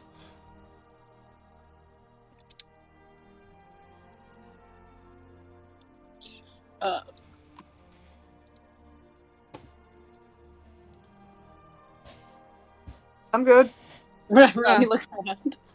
Are we keeping the necklace? Are we selling in the necklace? Are we breaking the necklace? I wanna want to keep the see how necklace. far Ronnie can chuck the necklace. Ooh, yeah. Wait, what want the necklace do you necklace.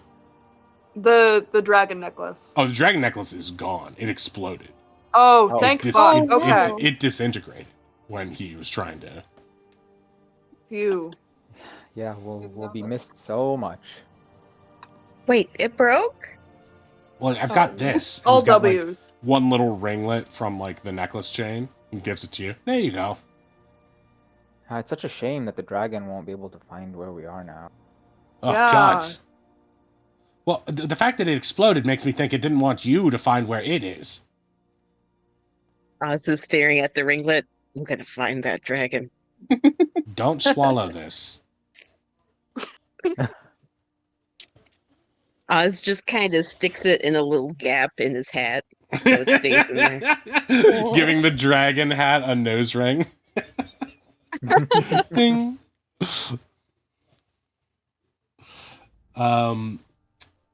Okay, well, if that's all you have for Al, then you guys are free to leave right now. At this point, you guys are it's probably about 11:30 a.m. So you guys are free to spend the rest of the day before the bachelor party, which is in about 8.5 hours. However you guys would like. I know you said you wanted to talk to Yorkus about the camera and yeah, whatever else. You got some I'm not saying, you got some side quests you can busy yourself with, or you can just kill the downtime, however you guys would like. But yeah, what's on your guys' mind? Should we ask Dorcas more about that strange device? I want to hit up the bay. I still want to see if we can find the path. That shouldn't be too hard. Yeah. You guys can hold on to your water breathing potions if you want to save. Yeah, no, that I just for want to. later. Yeah. I mean, we probably have time for both. What, we have like 7 hours? You have 8.5 right now. Well, I guess depends how Okay, early yeah. you want to get there. I do need some time to get ready, but that should be fine. How long? How many 3.5 do you hours should be fine. Yeah, so logistically we have about 4.5 hours right now. You're already sort of, your hair's in curlers right now, and you're like dancing in front of the mirror. Like, how are you doing this? How did you bring a vanity out here? Did you tell the guy about all of us? Do we need to introduce ourselves to get in, or we just show up with you? Waylon, Nah, your if you family just has walk a behind song me for and introducing smile. yourselves, don't you? Well, Finn told the guy about you, Wei, and then I guess Oz is Finn's assistant, and Ronnie and I are bodyguards, so there's no need to close in on anything else. You have an entourage. No big deal. Exactly. Every good performer does. That makes sense. Although Okay, I wasn't too sure who to say my assistant was because, I mean, Kel, you were great last time, but Oz, you seemed like you had a lot of fun. Oh, I mean, I could help from the side if you want Kel to be your assistant. I can make things levitate off stage. Are you going to be stabbing me some more? Probably, we but stabbing hopefully people? not That would actually. help. God's Oh, thank willing. fuck! Someone else is gonna get stabbed this time. That was once. It was just once. You actually hit me though. And you're alive, so what's the Mhm. problem? You hit the nerve. The nerve? The nerve. The nerve. You hit my funny bone. There are worse places to be stabbed, let's be real. Oh my god. Falcon leans Can into confirm. way. Have I made a mistake? Definitely are. Am I gonna be Kill's okay? just receding. Yeah, slowly. just like slowly into the background, into the bushes, Homer style. She It was likes you great a lot traveling more with than you she. guys. Don't worry, Kel. She likes you a lot more than she likes me. You'll be fine. I didn't say whatever. So, can I get before we go to break right next? We're at the halfway point. Before we go to break, can I get a sense of what your guys' plan is for the bay itself? Like, what is the? Are you trying to scope out the back exit? Basically. Yeah, I wanna. Yeah. I wanna take like just a little swim, a little beach break,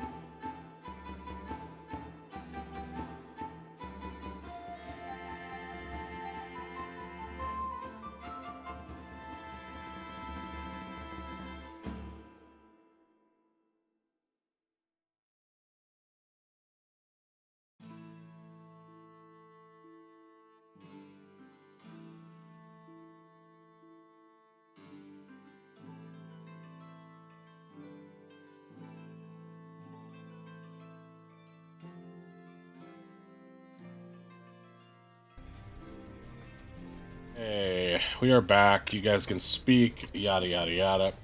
Yada Okay. yada. So describe to me how you would like to do this way, and what the others are going to be doing.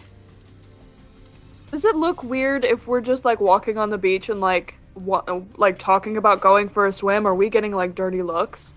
What's the vibe here? Show me on the token where the campaign touched you. Show me on the token where you guys are going, and I want us to be here. We can move wherever. it takes you 6 hours to go there. It's time for the bachelor party. Cool. All right. No. Love that for us. Also go in over there or something. So the way this looks is that if you're on this side of things, this place here, this is the long fence in front, right? So there's two guards in here. The place is all abuzz right now, with various pirates moving stuff around. Looks like the gazebo is under finished construction. They're just half-assedly doing some stuff back there, but the place is all abuzz with lots of pre-wedding work, and all the pirates are just either doing stuff or shooting shit. It's very heavily occupied beyond the fence. The bay is pretty quiet right now. Here you see, I believe it's here. No, wait, I think it's this one. One of these ships is the ship that you came in on, the Dragon's Breath Horatio ship. There are some other traveling ships in the harbor. One thing that you see that you've seen several times before but haven't really had the chance to clock it till now when you're investigating is what looks to be a strange like dwarven tugboat, which is a strange thing because dwarves historically haven't been associated with the water, and this looks to be like have a few gnomish things, so it might have been something to do with like the relationship between dwarves and gnomes, some sort of joint design, which in itself is a little odd because they've always been a little bit competitive. Fucking gnomes. But they there is this, it's sort of like a rustic and cute red bottom boat with like a blue hatch, and inside there looks to be sort of a middle-aged dude. Let me see if I have him for you guys here. But regardless, there's a guy in there just sort of like with his feet up, just sort of, he almost seems like it's a houseboat for him, and he just sort of spends all his time there. You're pretty sure you saw him in there once before when you were passing by. But he's there. There's some people working, unloading and unloading smaller merchant ships, some fishing boats, and that on. It's a pretty populated area. Over here, there's just sheer cliffs off of the, to the side of the fence. Then over here, there's like about 20 to 30 feet of beach, but there's no direct way to walk there. You would have to like dump into the water or hop off a small skiff to get over here. So when this is not really an area that is used for hanging out. This beach seems to be that over here. Okay. So this area is really more like, you got to remember, this is like maybe 20 to 25 feet as you get up to the peninsula that this thing is on. It's sort of up a hill a little bit, a small incline as you go to the north. And so this thing is sort of a sheer cliff. There's no direct footpath from beyond the fence, which is why the fence goes there for defensive purposes. And the beach sort of like starts and stops. At some point, it just goes into sheer cliffs into the water. Then there'll be another little pile of sand there, another one there, and then as it goes on, there's almost sheer cliffs. And you remember from people saying and from seeing on the way in, there is a lookout post over here on the edge leading into this inlet that leads to the main river into town. And I think you remember either Allie or one of the others saying that this is like a heavily guarded channel too. And it looks like this does not look dissimilar to the one way that you staked out before when you were trying to get information outside the pirate village on the island. So it seems to be of similar make. You know the basic things. It is a definite lookout tower specifically for trying to catch people who enter from that side. Based on your understanding of this, it doesn't look like there is a clear... You could still investigate this. It would probably be best to either charter a rowboat to look around this area. It would probably be okay to, like, without getting in the way, have a small vessel that you could just sort of, like, putter around and look here, because there's no... You'd be kind of obscured from view of the house itself, because there's a 20-foot cliff right in front of you. So you could Gotcha. investigate that area right there. As you got closer to the lookout tower, you might want to keep your distance. Mhm. And if you were up here by the river itself, you get the sense that you'd probably be in plain view of people, unless you were like in the swamp, at the swamp edges, and even then you'd have to be careful, and then careful of crocs and stuff too. So that's the general lay of the land that you're able to get into from about through Ronnie's help of just surveying the land and getting the basic understanding of things. Anything beyond that would probably require some investigation checks, but after about 10 to 15 minutes of looking at it, that's about like what you perceive from the And the basis. guy on the boat, is he a human? Is he a dwarf? He looks to be human. Okay.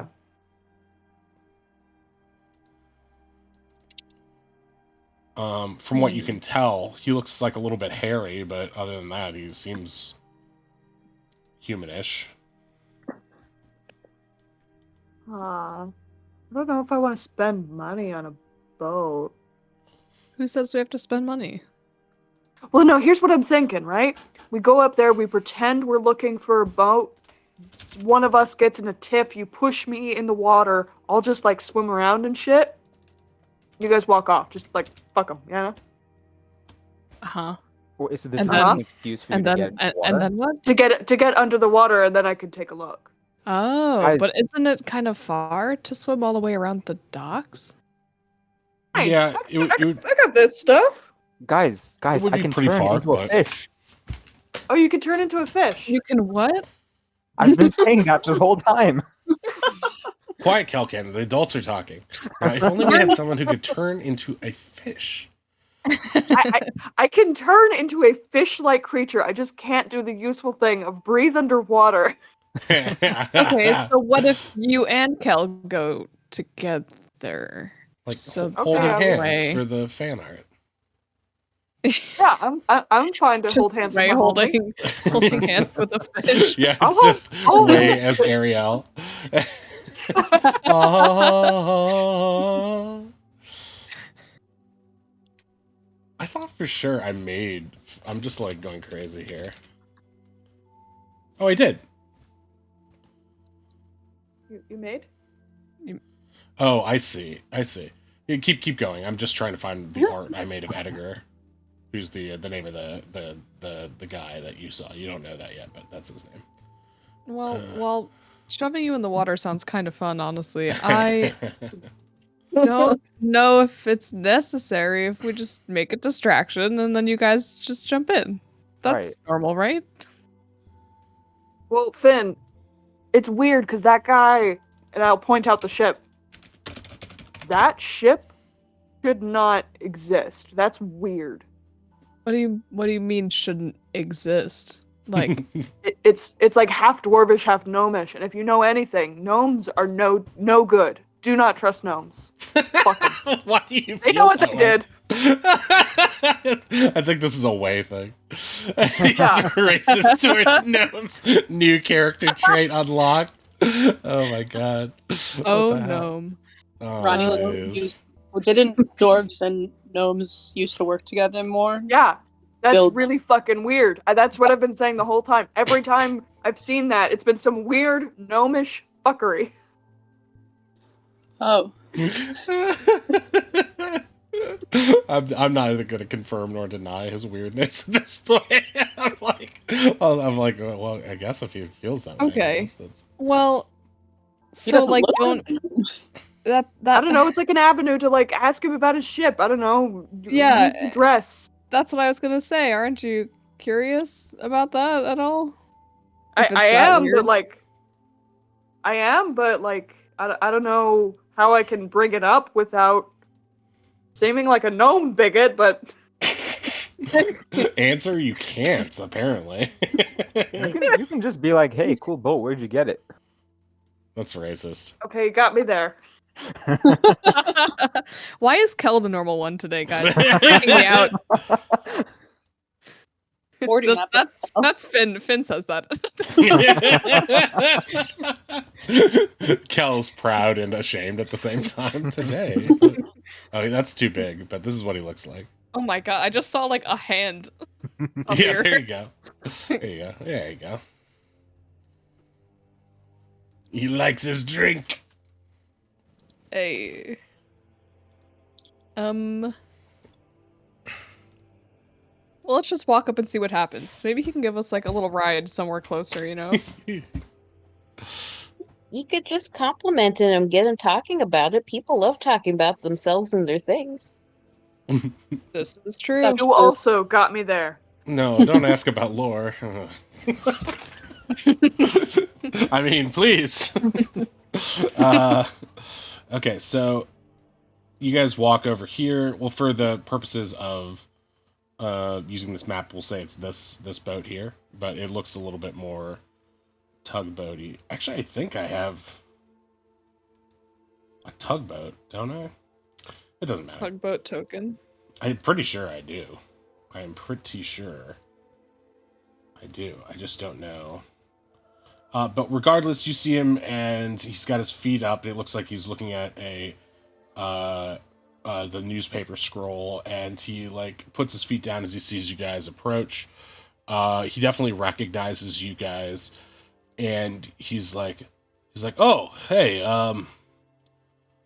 so you hear about the quest?" Quest? Which quest? Oh, I thought guys looked like adventurers. I thought you might I mean, we've seen the quest board, but there's like a lot of them. What one are you talking about? the boat one. 'Cause I got a boat Boat here. one. Oh, the haunted boat thing? Oh Jesus, no! I hope not. I mean, a different, real god.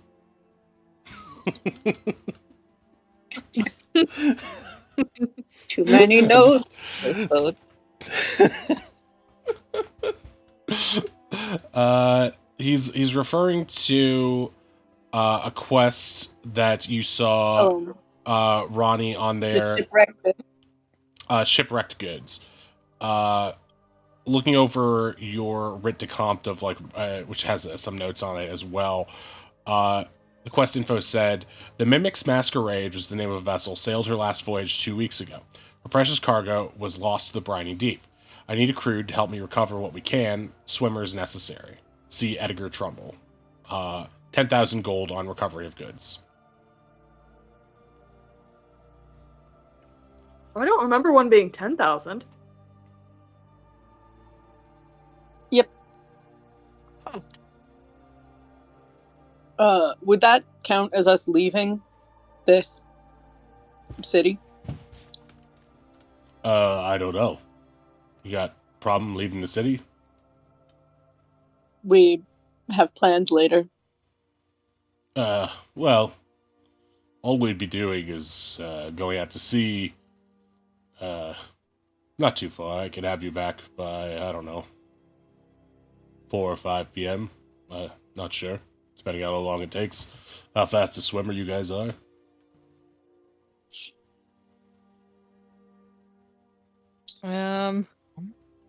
Well, we were just kind of curious about your boat here. Oh, yeah. It's real nice, right? I call her the Goblet Snout. How'd that name come about? It's because she's kind of short and unique, you know? I thought it was a cute name. It's good luck to name your ship something a little bit scarier. That way it doesn't seem like it's worth hijacking. Only really pirates name their stuff something fearsome. Old superstition. But yeah, I'm Edgar. I basically act as a tugboat. Need ships to get stuck, need turning around, do a little bit of fishing off here off the boat, live in the boat in the back, and yeah. It was a shipwreck, and feel like we could probably make some good money collecting the cargo. Not sure what caused the shipwreck, but these things happen. Whereabouts is the ship? It's about due east from here. About hour or two. At least in this vessel. Not the fastest boat.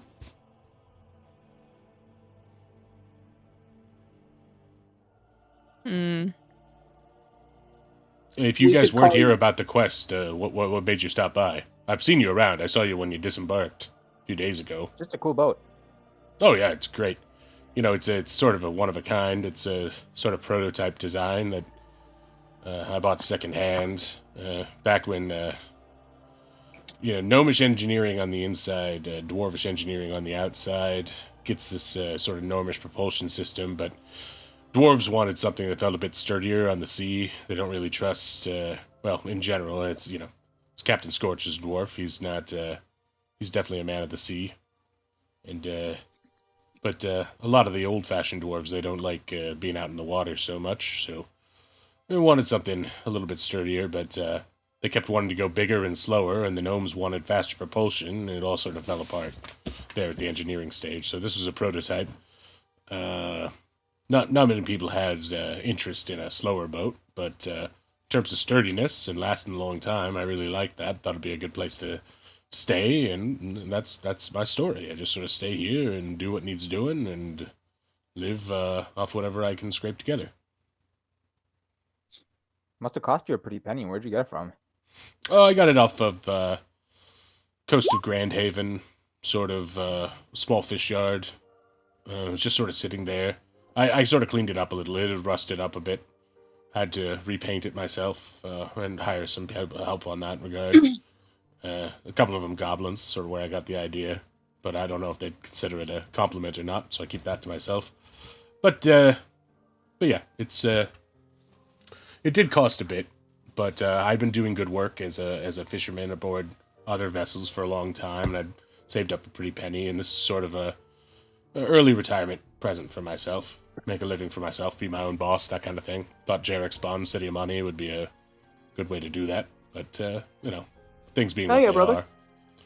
It's a little steady life. Not very exciting, but I thought Mimic's Masquerade, known for being a trader voyage, usually going from mainland to Elder Glass Edge pretty regularly, and yeah, I was surprised no one went after that stuff. But I guess with the wedding, maybe all the pirates are.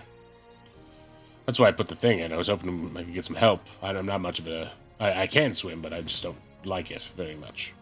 So I was hoping I could get a crew, adventurers like yourselves, to help me, pick up whatever's on there. Could be good trading goods. I'm not sure we can head out with you just now, but would you maybe take us for a little spin around the bay so we can see this cool vessel and get comfortable if we're going to be planning on a longer voyage? Yeah, sure. I don't mind. I'm not really doing anything right now. Would you guys mind throwing me a little bit of coin for that, though? Yeah, like I said, scraping by is hard. I'm sure it's hard for you as well, but a little coin here and there could start our partnership off right. How much for a trip around the bay?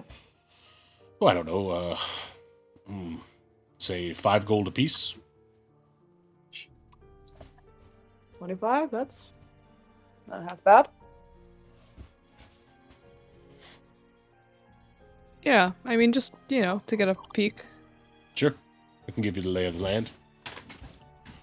Hop aboard. He throws down a little gangplank, a little sturdy with, hooks on the side of it that hook into his side of the vessel, and you guys are able to walk aboard. And, yeah, it actually is pretty nice and quite sturdy.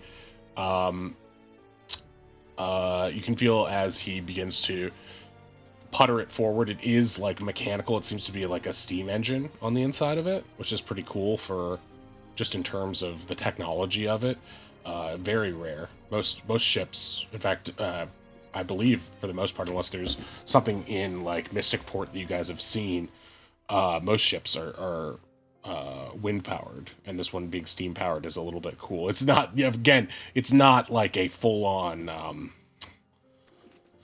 like a big wheel keep on turning riverboat, but it's a little ship, but it's kind of a neat. It's like a it's almost like a strange ride that you haven't been on. Has sort of it's loud, right? It's loud in the water, making big putts. You can hear people turn and look as it goes off. Some people wave, kids wave. It's a normal sight in these waters, almost like a tourist attraction in some ways, but you know, a lot of people go for the faster ships, and so you sort of like make your way out into the bay on the Goblin Snout, and you're just sort of like puttering around here, and you sort of like pulls the throttle back a little bit, and you can hear the engine sort of go into an idling state. It says, yeah, so we're out here right now. You got your merchant ships. You can pretty much see everything you wanted to. Any particular direction you'd like me to take you, or anything you'd like to learn about, and give you a little tour of the land and the sea. A tour would be nice. I guess I was also just kind of curious. You called him Captain Scorch earlier. Are you part of his fleet? Like, do you work for him? Oh no, I just it's a term of respect. You call captain a captain. I'm the captain of this one. You can call me captain. You can call me Edgar. It doesn't matter. I know it's a little boat. I don't take my title. I don't have much of a crew, so you guys are technically the crew while you're aboard. So help out if you see fit, or just chill out. It's not that hard to operate. It's one of the nice things about it. Ronnie's trying hard to apply anything they learned on the Dragon's Breath, but yeah, you're like looking around, and you're like, "There's no sails." And we don't. It would need take to... Ronnie 5 seconds to mop. yeah, exactly. It's like you could if you wanted to. You'd probably appreciate it, but yeah, it takes a little bit of oil to run, which is a bit expensive. So I pretty much break even with my life between eating and living on this thing, and you can get some oil from some of the pirates who come in off the what do you call it? The island to the south. I think that's where you guys came in from, right? Yeah. Can I level with you? Can I like ask you something? You Sure, know, as like go a ahead. tourist in Jarek what did this place like meet your expectations? We kind of hit this place and we were like expecting one thing and got something very different. What's your experience been? He sort of tilts back and he's like, well, I think it depends what you're looking for in life. I was a workman for many years, and so breaking my back every day, hurting my body, having this nice little beauty that takes care of itself in terms of its maintenance in a way that most sailing ships don't. Just being able to do that and being somewhere a bit warmer than Grand Haven, out south, getting into more tropical air, on a warm day like this with the sea air, even if I'm not doing much, even if I'm not making much money, I can have a drink, I can have a bite. It's fine. It's fine for that. But yeah, I'd be lying if I said I didn't see what this city can do to people. You keep a modest living. You come here. I think I've managed to stay out of any trouble because I serve a function for the bay. I turn the ships around when they get stuck. I pull people out in the sand when they get stuck. My boat serves a purpose, So, and I think the pirates would have confiscated it or wanted it if it wasn't so damn slow. I think I gave Scorch a ride of it once early on, and I saw the looks in their eyes when they first embarked on it, and by the time we got out to the bay, they looked so disappointed. They said, take her up to full blast. I said, I just did. They said, turn the ship around. I think he was expecting something a little bit stronger out of his forebears, but here we are. So yeah, I do my job. I think they think of me as, I'm not even that old, but they think of me as something of a grandpa who sits out here and helps when he can, but maybe that's what I am. But, yeah, I mean, Jarek Spawn is, I think there's a better version of Jarek Spawn somewhere buried deep, but, yeah, the city, if you get into debt, and he sort of eyes you guys looking for any response to that, it can get its claws into you, and you can be stuck here for the time being. Yeah? No, you're not wrong. Yeah, no, the debt here is so bad, money basically means nothing. They just charge whatever they want. Right.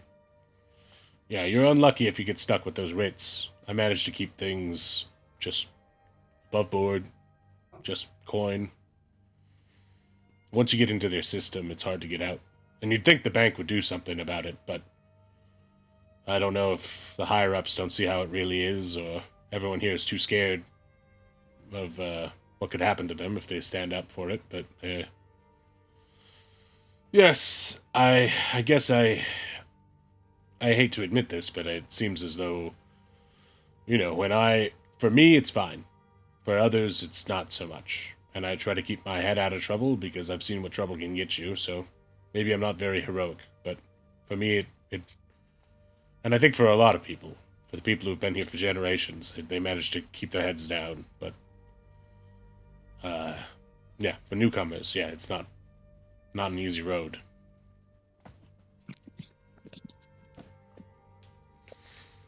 So, would you say you like Scorch, or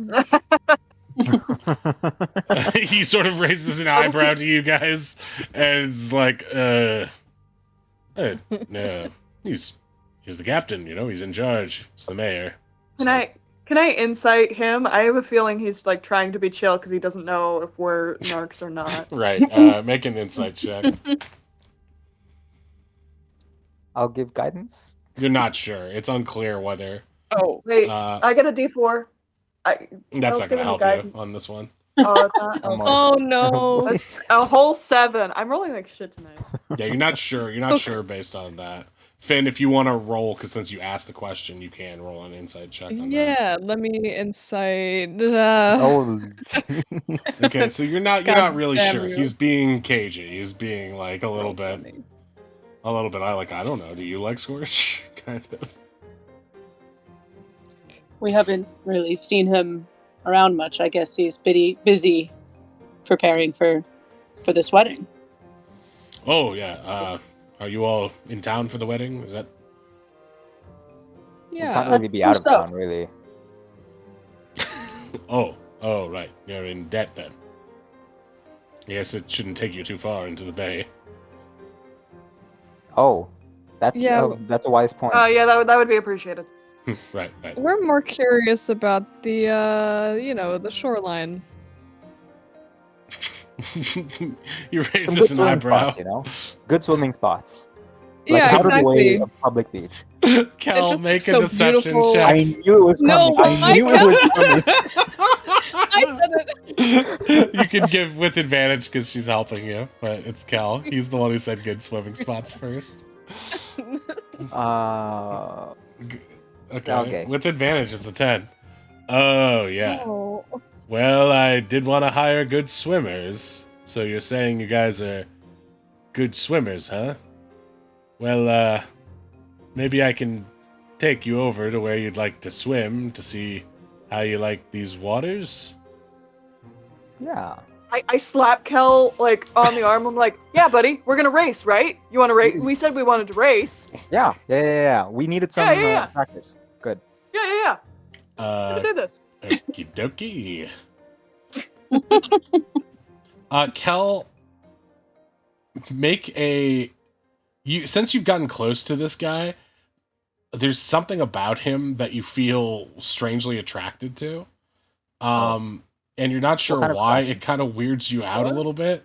You just feel like he has this sort of musk to him that you really find familiar. It feels like home to you. And the fact that you feel Okay. this way about some dude you just met makes you feel a little bit like, wait, what's happening to me? Am I awakening to new feelings? What's going on? You're not sure what's going on. If you'd like, you can make a either an investigation check or a nature check to see what's going on with this guy. Okay. Oh, that's unfortunate. Yeah, could have been great. Could have been great. Yeah, you feel uncomfortable and you're just like, I'm just gonna step outside for a bit, get some fresh air. Need some fresh air. Yeah. So Is it a musk strong enough that Ronnie would notice? yeah, it definitely Or just is. something that's familiar? You definitely notice that he has a particular musk. Make an intelligence check to see if you can piece together why it seems so familiar. Yeah. He's Come stinky. on. He's Oh real my stinky. god. You don't like this boat. This boat's dumb. So you kind of point him over to where you'd like to go, and he sort of pulls into like this little area in the shade under the. Actually, it wouldn't really be in the shade because this sun's like right overhead, but just sort of in this area in this little inlet here, this little bay. I actually, I guess this is a bit retroactive, but I was gonna ask if I tell you the connection I'm trying to make in my head, if that's right, can I maybe roll with advantage? But I guess I already rolled. That's metagaming. You can't roll with metagaming. You lose 1 point of inspiration for asking me such a cruel question. No, I'm kidding.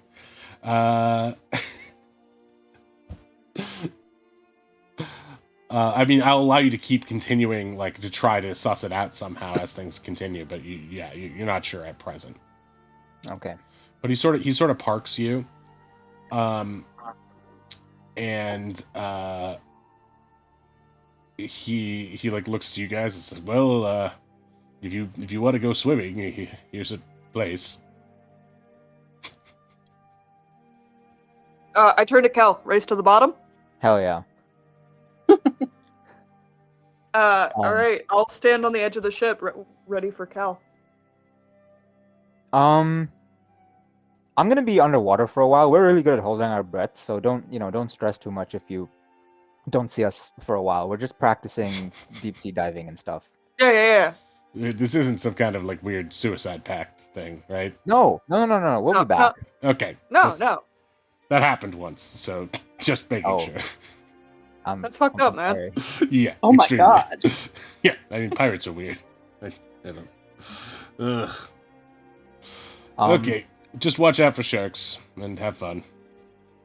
Well, it's about to dive and then looks up. What? You know, sharks, octopuses, that stuff that grabs you. Just have fun. I'll dive overboard, and once I think I get like far enough down where it's murky enough for me to change, I'll turn into a reef shark because I was planning to do that. Yeah. I'll dive in after Cal. Can I? I don't know if this is too mean. Can Finn like try to trip way a little bit? I mean, you can make a dexterity check to see if you could She's letting an intrusive thought win. and Way make a dex save. That's a dex save, man. You got to roll dex. Oh no. Okay, I have a feeling that Way passes, and so Way, you stick your foot I feel out. like Way's been. And he's like been around the block on the tripping. He's got siblings. He's like, I know what's up. So you sort of like feign it, and like, oh no, and pretend to be falling overboard, and then as you tip back, you flip both fingers at her and just fall into the water smoothly. More playfully than I'm actually upset, for the record. Yeah, just like not like a real dick move, but just to make her laugh, kind of. Yeah. Okay. Kelkan, make a stealth check. Can I give advantage by like trying to engage Edgar, being like, "Oh, that's so terrible. Pirates tricked you into being part of their suicide pact?" Oh yeah, So Kel, you can have advantage on stealth. Okay, hell yeah. Let me roll that. Dexterity? Oh no, wait. You said stealth. Stealth, pure stealth. God damn it! It was such a nice roll too. Is that the same modifier? It is the same modifier. I'm not proficient, so. Yeah, that would be the same, right? Oh, but Yes. you're not proficient? Yeah. So it's minus I'm 2, not so it'd be proficient, so it's- 17? Well, no, Or because he's not proficient in stealth, but I don't add anything. So this else, would I have been the just keep same that. modifier. Yeah. Oh, I see. So it would have just been 19 either way. Yeah. He doesn't. He's distracted. Either way, he would not have seen it. He's like, yeah. I mean, I wasn't sure if that's what it was, but it seemed like they were into like choking each other and hooking up underwater, and then they almost died, and then Oh my god. I had to dredge them both out, and they were fine. But then I had to give mouth to mouth to one, and the other got jealous. It was real gross. That's so dramatic. Kind of reminds me of home. What? What? Nothing. He sort of like moves away from you. Oh, wait, 1 second. He goes over and he throws a rope ladder into the water. Got to put that down or they'll drown out there. Good thing. Sure, Right, not just so you don't get sued. Yeah, well, I'll be fine either way. I'd be more worried They're in about debt. you guys accruing some sort of drowning tax or something. Oh my gosh, that's a thing, isn't it? I'm sure it is. It's okay. Worst case, I'll just yoink him out with levitate. Oh, Jesus, I just forgot you were there. Little guy, I'm huh? I'm short. Yeah, you just. All right. Not used to sky things. It's weird. How long do you think they'll be out there? Should just putter around, or you guys want to drop off on the beach, or what? You want to see a magic trick? Oh, sure. All right, she'll start performing for this man. Okay, this will take a quick trick slot, though. No. All right. Could you? But remember, your trick slots aren't used during an actual performance, Oh, right. Okay. so you won't need them for later tonight. They're just used when you're doing it out of, not on stage. Okay. So yeah, describe what you're trying to do, and then roll performance on it. What can I do on a boat? Something super not dangerous, like Wow, my friend Juggle. turned into a shark. I did that. juggling fire. Yeah, have Oz raise Cal in the air. What's happening? I can't breathe. Oh, that's neat. I would love to start juggling fire on this boat. Fire? Yeah. Okay. So like a prestidigitated fire effect? Or something? Yeah, I mean, like, I don't know if this is technically a magic trick, but it sounds cool. So When it's I like come back, little it's balls just of fire, basically. I feel like you could prestidigitate Yeah. that pretty easily. Oh, I like that. Yeah, no, that sounds cool. So they're about the size of like tennis balls, and you're just sort of like basically what one of Oz's spells would look like, but it's not really that. It's just an illusion. Yeah, with Okay, a little so- more, glimmer. Sure. Oh yeah, they can be pink fire and sparkly to be themed. Okay, so roll a performance. Do. Natural. Oh There no, we dirty go. 20. 15 plus 1 proficiency plus 4 charisma. So yeah, you start doing some cool moves and tossing them behind your back and like crisscrossing them. He's like, oh. The fire doesn't really touch your hands, but it looks like you're like holding it above your hands, so it's like floating above them. Whoa, that's super weird. Why is the fire pink like that? It's crazy. He's not blinking though. He's like staring. he's just like talking aloud as he wants. Oh, it's whoa. Okay, don't burn the boat down. I guess you can't, but that's cool. He sort of claps a little bit. What kind of thing are you? Some sort of magic lady? Yeah, close enough. She hands a business card. What does it say on it? Affinity Amberfield.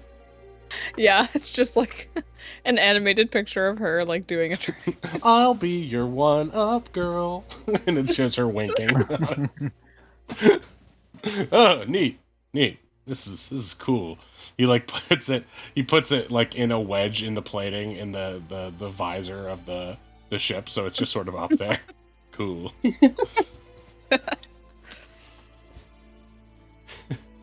Then it just gets awkwardly silent.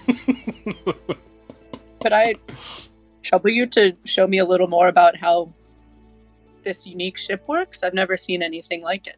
Oh yeah, sure.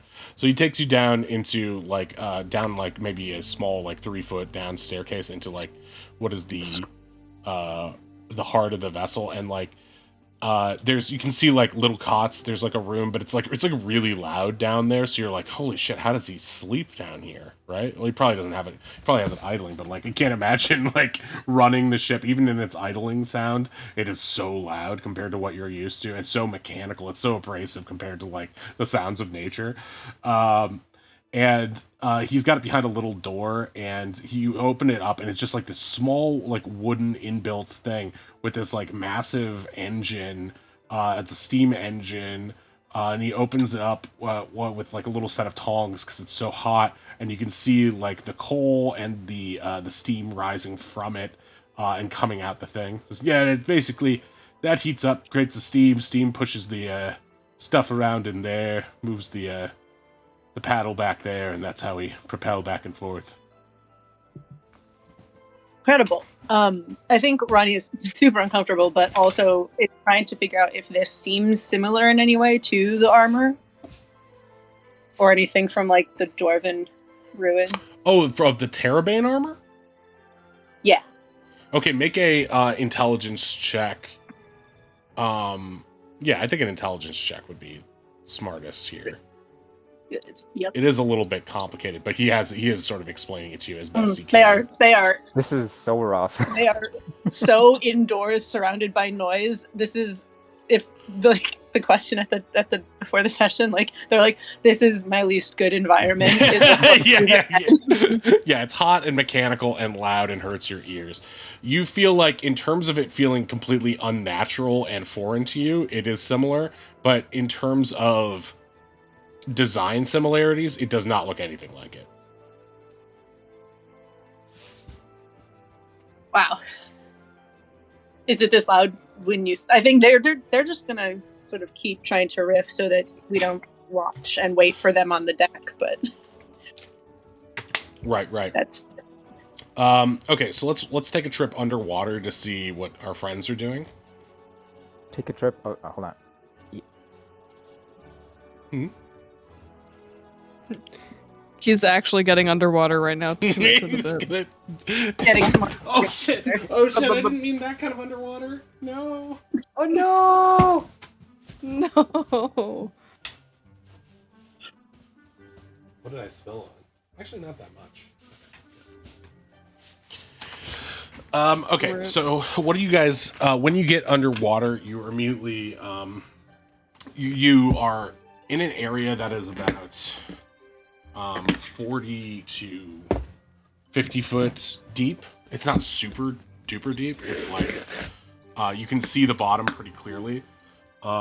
It's pretty clear, nice water, and there are some schools of smaller fish around, but mostly it is. Oh my god! Wait, did you put on the water playlist? Yeah, I did. Well, this isn't the water playlist. I just queued up the song. The Jolly Roger Bay song? Is that what this is? Or Dire Dire This is Docks? the Mario Dire Dire Docks song. That's amazing. I love it. It's so good. I was like, I didn't realize what was happening. I'm like, that's perfect. That's, oh man, except it's going to distract me by how much I like it. But yeah, you're seeing like seaweed and kelp down there, and you see suddenly, before you transform, like mid-transformation, you see a moray eel sort of heading towards you. But as you become a shark cow, it's sort of just like, nope, and just like zooms around. Like, it's aggressive, but it's not that aggressive. And Wei, you're sort of, are you popping your water breathing? Did you do that before you went down? Or are you No, just sort I'm not going to be water breathing. I'm just going to, I'm going to rely on the 30 feet of swim speed to just occasionally pop back up for breath. Sure. Yeah. Okay, great. Is this one of those things where I have to look at our homebrew of drowning that Rhea and I made? Not yet. Not yet, yeah. Well, what's the Yeah, raw hold for on, holding let me breath calc- is 1 minute plus con mod? Okay, so then I got 2 minutes of breath. Your con mod is 1? +1, yeah. Okay. And if you're hit underwater, here, I'll put this. That's why it's like when you're in battle and it's like 6 seconds. But this is the thing that Rhea and I came up with after our discussion. Raw for holding breath is you can hold your breath for 1 minute plus your con modifier, so 2 minutes total for Wei. If you're hit, this is the thing we added. It's a concentration check equivalent to holding your breath. The DC of whichever is 10 or half the damage, whichever's higher. If you fail to save, you lose 30 seconds. If you fail by 5 or more, you lose 1 minute. So that's what we made up for that. That makes a lot of sense. Yeah, it was something that Rhea was like asking about because of I think the time when you were fighting the Barnacoth on the boat and you guys were like jumping on top of it, and like this Valid. Ree was saying, like, this is going to change how I strategize about this based on how long I'm in the water. So I'd like to know how to do this. So we spent some time, I think, after a session or something, or maybe the following day, like, Yeah. going over the many homebrew rules and, like, just coming up with what our thing would be. But yeah, for Raw, it's just, 1 minute plus. And I think it was also because Rhea also had that thing as Ronnie when she was, like, grappled by that vine underwater with the plesiosaur. So it was like, okay, I'm beginning to think that knowing how to survive underwater is going to become very relevant. Well, I'm like, like, no. The mod is 3, so if it's like I can hold my breath for 4 minutes no matter what. Yeah, Like, yeah, that would yeah. not. well, it never That'd be really made bad. sense to me either that, like, okay, if, like, a shark bites you, that you wouldn't, like, wince or exhale slightly or something like that, even if you were holding your breath. So I feel like losing it based on the severity is, like, the fairest way to go.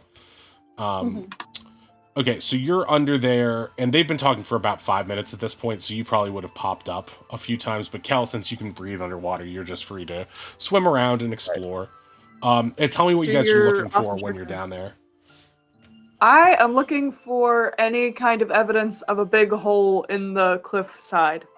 Any kind of like, or like, well, probably not drag marks because, there's like tide and shit.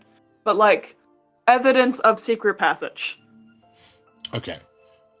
Make a do you want to do an investigation on this, or do you want to just a cursory perception first glance? Because you can do both back to back. But if you, I would like to have a modifier, so let's do investigation. Okay, so over the next 5 minutes while they're talking, we'll just say way you're popping up and back down, managing yourself pretty regularly. There's nothing really getting in your way. You're sort of like, Kel is gonna try to stay a little bit under, sort of towards the bottom, investigating the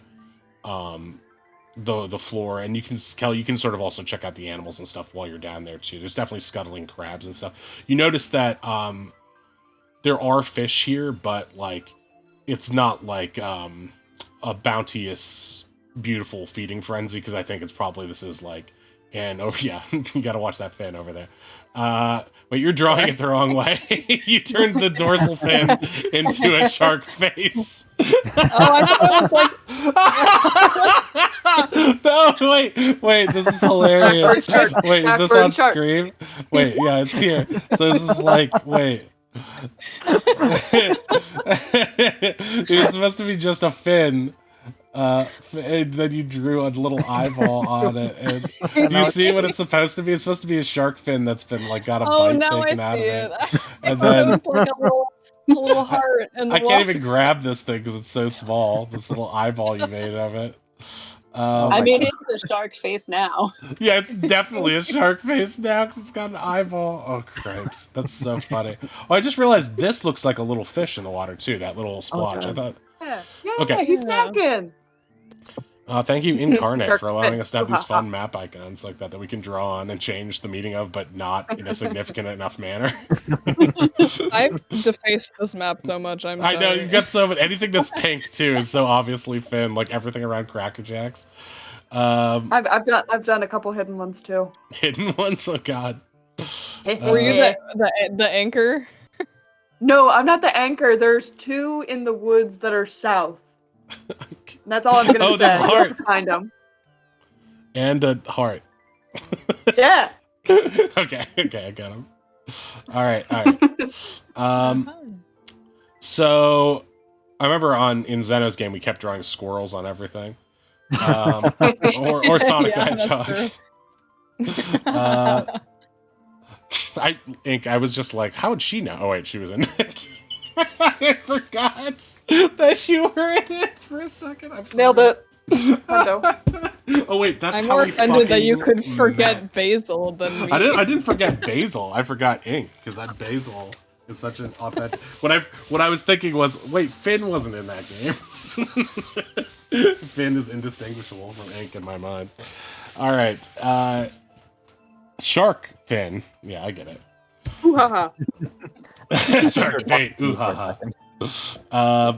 Okay, so which one did you say you wanted? Investigation. So both of you guys can make an investigation check while you're down there. Can I do perception? Because I have better perception. Yeah, you So can we make. can, So we'll like, do yours find them. first since it'll take less We'll time. mix and match. Okay. So based on that, wait, do you have advantage on that? Is that why it's running? No, I don't. I just forgot to uncheck. Got it. All right. So based on your initial perception check, you see a variety of wildlife. You see some interesting coral and sea anemones, a couple of clownfish peeking out there. You do see what looks to be a cavern that is probably where the moray came from, defending its home.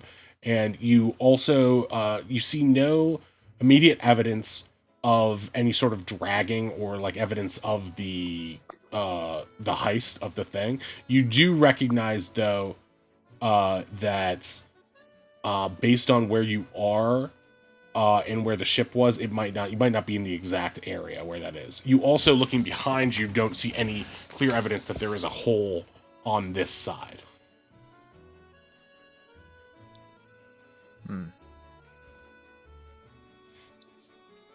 Do we just keep swimming up and down way? What do you think? Because actually, how does this work? I can speak as an animal, but underwater. Yeah, I think you would, because you can breathe underwater. I think you would be able to speak underwater as an animal, but I don't. I think Way would have to. Maybe it would be That's I have to muffled. mime. Yeah, Right. you would probably be able 'Cause to like I can't- vaguely hear, but it would be muffled, and you could. Yeah, you'd have to pantomime in response. Mm-hmm. And Way, based on your investigation, yeah, you sort of scour this area, and you see a lot of interesting sea life, but you don't see any indication of, at least in this alcove. Like I'm saying, you guys are scanning. Oh, I don't want to do pink; that'll be confusing. Like this general area, and you don't see anything in that area. Should we go up, down the coast a little bit? Thumbs up. I'll Okay. just tell you what the hand motions are for a full immersive effect. And at this point, Edgar's gonna see that you're swimming off a ways, and he's gonna fire up the vessel a little bit so you can keep close in case anything happens. So he's gonna move up this ways a little bit. As you get around the coast, you do see like a pirate skiff about 2 miles away or so, down over here by the lookout tower. And Edgar's gonna turn to you guys and says, might want to reel him in a little bit. Don't want to be bothering the Firebeards. I think they'll be okay. Way's pretty sneaky, and Kel's a shark, so... Waylon pops up, making a dolphin imitation, and splashes back in the water. Damn it! Make a performance check as a dolphin. It's pretty good. Actually? Even though unbeknownst to you guys, you see these guys only hear it on their skiff, and they're like, "Oh, dolphins are rats."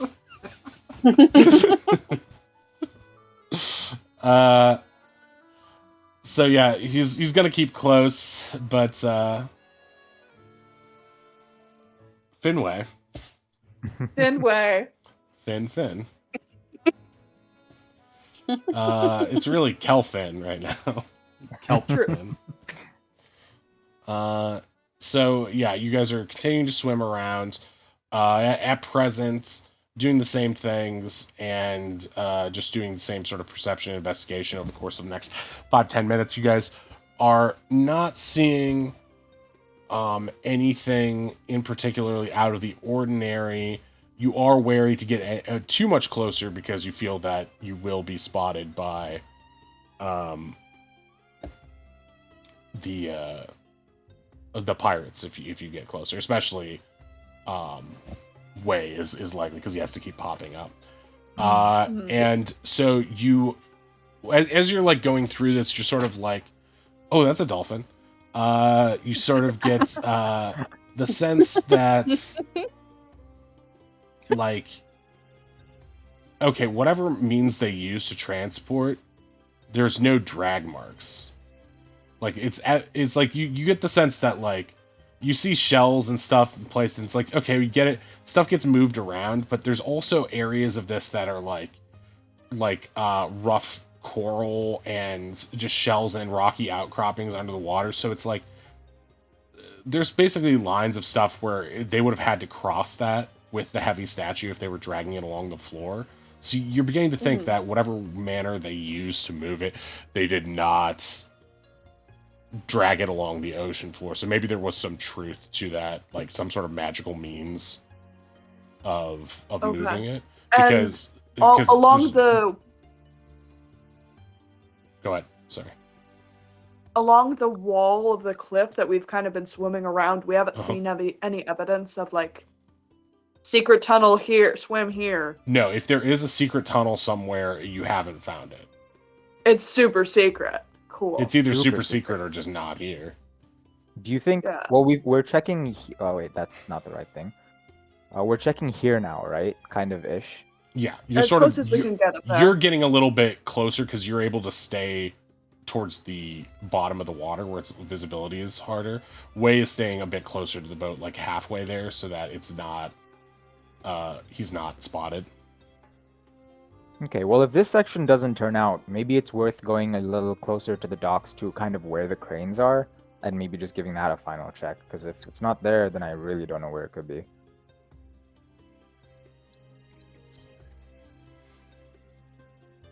Unless you want to hang back and I can go all the way to the pirate boat. Hopefully they won't try and kill me, but I'm just a shark. Waylon waves his hands like how he's always said magical bullshit, just like in front of his face. Hello. And then points to himself, and then points where he thinks where the cliffs are. Okay. Why don't you? I have an idea. I'll swim over to Wei. Why don't you hang onto my fin and like steer me left and right, and that way I know which way you want me to go. I grab on to Kel when he's close, and then I point up. Oh, okay. I will go in the direction Wei wants me to go. As soon as I can take a breath, I'm gonna cast Locate Object on the statue again. Okay. When you cast Locate Object, it pings in the exact same direction and vector as you got from it previously. That it's probably beneath the mansion somewhere. Okay, now I'll like tap Kel to bring us back down under the water so we can gauge how deep the statue is. Ooh, smart. So I'll just dive down until Wei like gives me another tap telling me that like we're at the level. Yeah, I think what Wei's doing is he's going to just keep pointing down, and whenever like there's a sense change, kind of adjusting the point for Kel. And then as soon as we're parallel, I'll like tap into stop. There's an immediate wrench in your plan, which is that what you're getting from this is that it's not that far underwater. Okay. It seems to be almost halfway down. It's like a 6-foot tall statue, right? So it's like, it seems like this cliff that you're next to is about 15-20 feet. It keeps getting higher as you go closer to the end of the peninsula.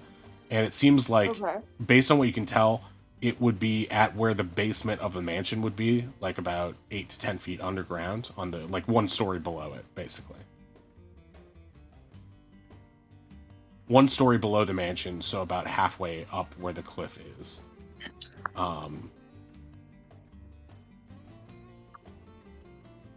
Okay.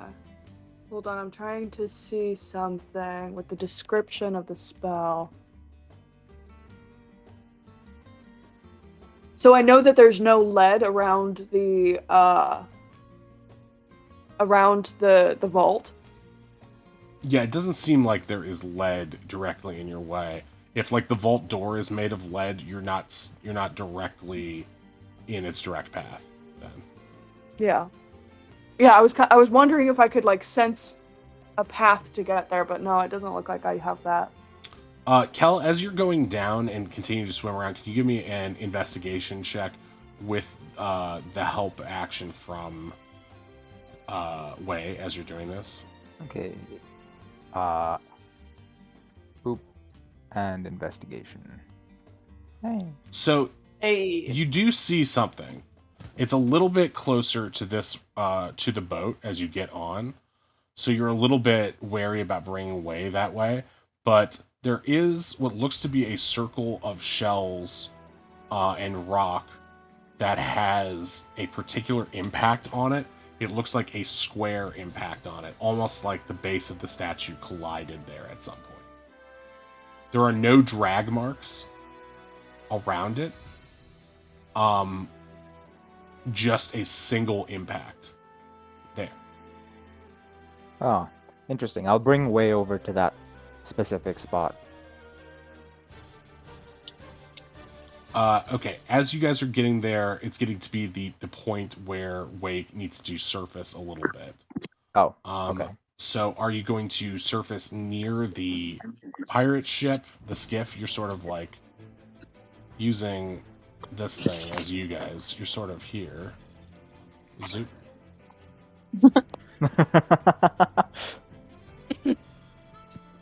Reef Shark token? No. Reef Shark drawing? Yes. Yes, it's too convenient. For sure. That's all use It's the only way to go. I think I'd like to go closer to the boat just to err on the side of caution. Okay. And Way is gonna Just go to with give you. Way a breath of air. Yeah. Yeah, gotcha. I trust Cal with my life. I hope you don't regret that. Okay, so you're gonna pop You and me up both. here.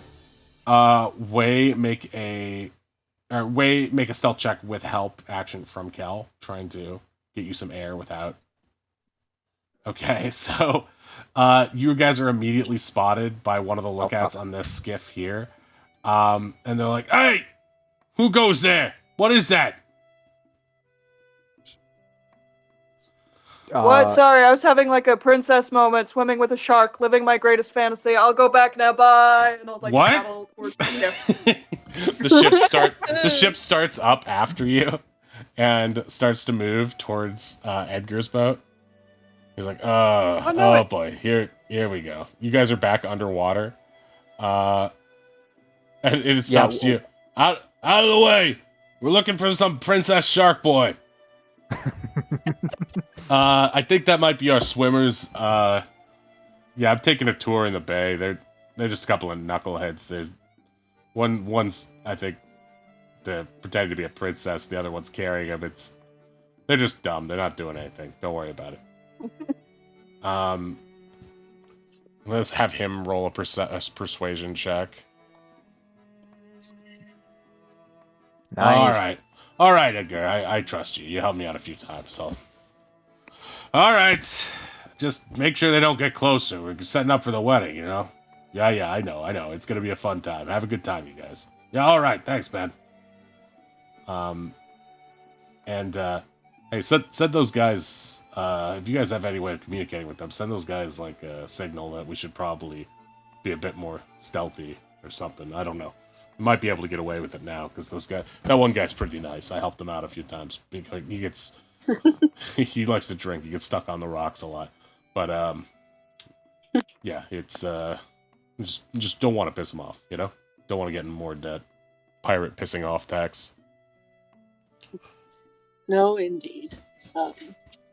I think it looks like they got the message. Okay, so you guys are back underwater, and you're gonna pull just closer immediately to going that. for the circle where we saw the impact mark. Okay, and so what you're gonna do is you're gonna spend like a minute investigating or looking at it closer. You were already investigating it, so you already looked at it, but you're just gonna perceive it a little bit. So make a perception check with advantage on it. Can I do investigation? You don't have enough time, but Kel's investigation was what allowed you to see it amongst everything else. Okay. So your perception is, yeah, I mean, between both of you, both got it. So, like, basically, you're able to, having just spent time with the statue and knowing the size of it, this looks to be the impact on the ground looks to be the exact size of the base of the statue. And knowing that, you guys sort of share a little look into Kel's, you sort of tilt your head way to see one of Kel's black shark eyes, like a doll's eyes. And I just like touch my nose, like yeah, I know what's up. Kel cannot return that gesture, and so he pulls you back. Friends. Yeah, he pulls you back in, so you can surface again when you need to, but just a little bit closer to Edgar's boat, so you're not getting on the other guy's nerves. But yeah, you guys can get above water to speak. At this point, Edgar's gonna look off and see the shark fin near you, and he's gonna go, Oh, whoa! Watch out, buddy! Get up here! I'll help. And he pulls out a spear from his. No. He's doing. He Druid. has That is a whole druid. thing. It's fine. Please don't stab our druid. He's a druid. Oh man, you should have told me. That's pretty cool. He puts the spear down. Oh, all right. I kind of look up to druids. I'm not like that way, but I'm like a different way. It's kind of a rare thing that I am. So people think I'm I just get on the boat. People Do think I I'm hear just a any of human. this? I get on the No, boat. he's I'm sort of also just saying way. it to the boat people. Yeah, you're climbing up the rope ladder. You sort of catch the tail end of the conversation way, but he's mostly talking to the people on the boat. And I'll shout for Cal, and I'm like, Cal, you got a fan. I do. Hello. I Don't just, like, tell him pop my that. little That makes it snout. awkward. No, he's gonna get a kick out of me. He loves animals. What? No, like, I don't know. He's gonna find like another fellow animal, a nature enthusiast that's gonna make his day. I knew there was something cool about you. Are you That getting makes back on? sense. Are you still a shark, or are you getting back? I'm on still the a boat? shark, just like bobbing by the ladder. He can Not just entirely talk sure to- whether- Holy shit! He can talk as a shark. That's crazy. I didn't. Yeah, I don't know. I just sort of. You get the sense that he's sort of like, bashful around you, but like in your current form as a shark, you feel no like kinship with him anymore. Right. Whatever instinctual things. I don't know if sharks can smell stuff outside of water. I know they can track blood in the water for a long time, but whatever you felt before of his musk doesn't seem to be affecting you right now. Right. And he's like, well, I don't know. Can you see me from here? I could do this one thing. And with in a few moments notice, he can he sort of like starts going like he's like really constipated or something, or just freaking out. And suddenly his forearms become really hairy, and his nails become like hardened, like they look like black little short claws. And his nose wells up into a pig's nose, and he gets tusks come out of his teeth, and his skin just looks. His skin just becomes like a little bit thicker, and he looks just like a little bit tougher and bigger. Yeah, so I could do this like pig thing. It's cool. Holy shit, that's so cool. Yeah, That's thanks. fucking awesome, man.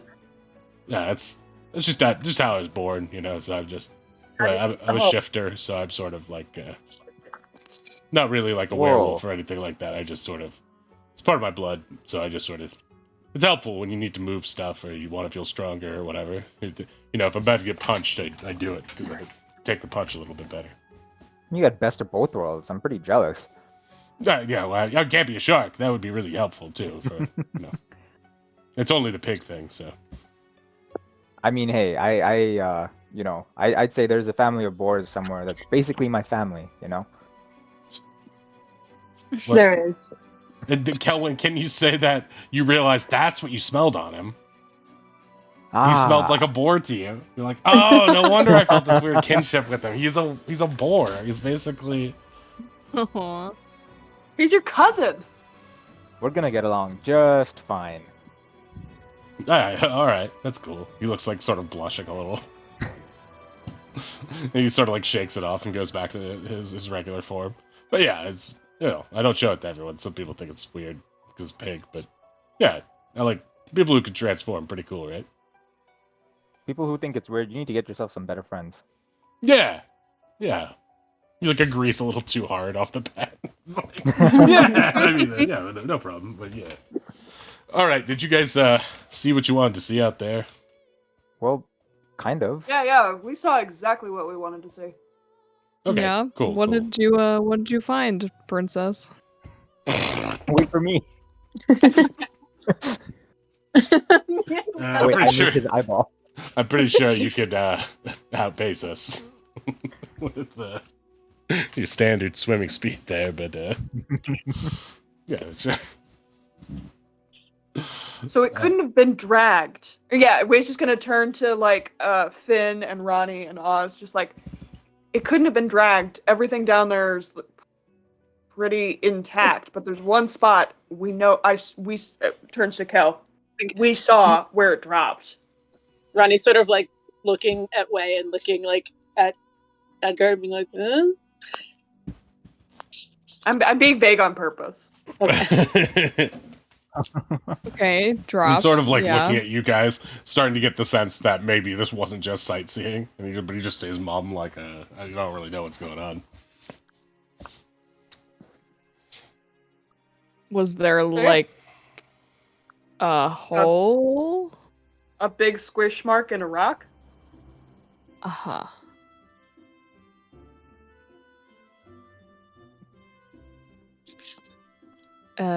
People-sized rock? A good enough size hole in the rock, yeah. Alright. That's enough for me. Ozzy's gonna look at Edgar. Oh, don't worry about it. We lost the thing, and we think someone took the thing. Don't worry. Oh, yeah. I mean, no problem. You guys are adventurers. I'm sure you have your reasons. I can, keep a secret.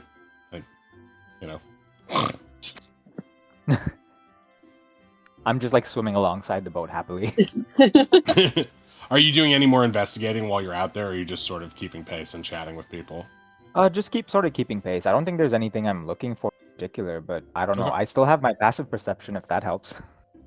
Yeah, nothing's really happening besides some like basic boats moving around, but nothing is Okay. striking you. Are you guys you want him to pull you back into docks?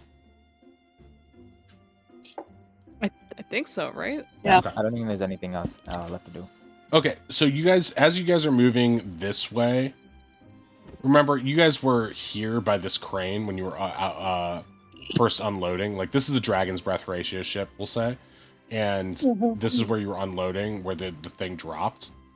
As you get to be about here, Kel, you sort of spots around this place right here underwater, very vaguely what looks like something. So if you'd like to roll an investigation check, you can. Okay. Do you want me to come back in the water with you for a help action? I might bop my head up and be like, hey, maybe something over here. Do you mind getting yourself wet again? Yeah. And then I just dive right back in. And Finn trips you.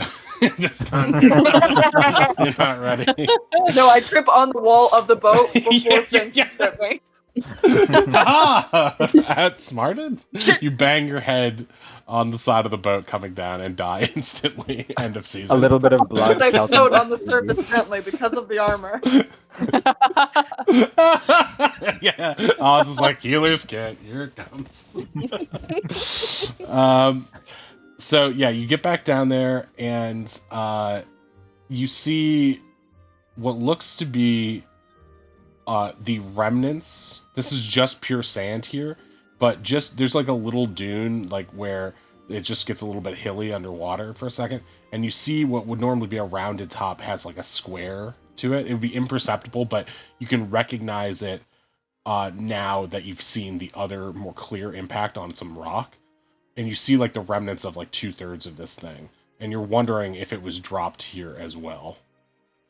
Yeah, Waylon looks down and then like looks at Kel, tilts his head, and then does like bunny ears on top of his head, and then mimes like bouncing. Kel bounces up and down in the water.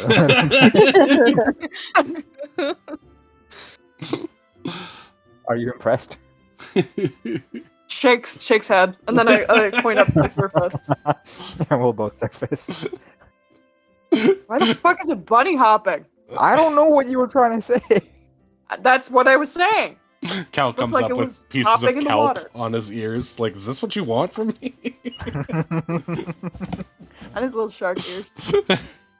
Yeah, sticking out of his gills. He's suffocating himself to look more like a rabbit, just to impress Way.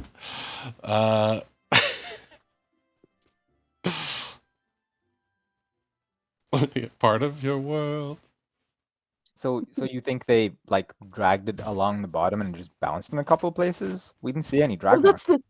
that's the thing. It didn't get dragged, but it got dropped a couple of times. So like, why would they drop it? other than just being careless. Hmm. Is that Fabian or sure? Oh, that's Meow. Wait, what? What did Meowth do? I heard a sigh and I look up and now I see Meowth is in your arms. Yeah. Yeah, it was Fabian as Meowth in my arms. I'm petting a small Fabian. I wish I was petting my small Fabian. Cats are all Fabians. True. Dude, Meowth Lid. knocked my lens cap somewhere behind the desk. I'm so Oh, angry. no. I need that, and I don't know where it went. Yeah. Cats do that. Yeah, I'm trying to think like if it's a levitate, then is there like a range on? Is it like a range thing? Because I'm thinking this is some kind of magical bullshit, but like I don't have a lot of expertise. My best reference is what Oz and Finn can do. Right. Maybe when they were transferring it from like crane to crane, they had to place it on the bottom. I don't know. I really have no idea. But if they do this all the time with this kind of thing, you think people would be a little suspicious about like cranes? Yeah, but like You know what? we were Why suspicious don't we of ask? cranes. What could we do? We Right? Yeah, but I don't know. Like you'd think that the guild would be kind of alerted to this. Maybe we should just ask Edgar. Oh, that's a good point, actually. He seems pretty wise. And helpful. Yeah. And discreet. Discreet is my favorite part. It's the better part of Valor.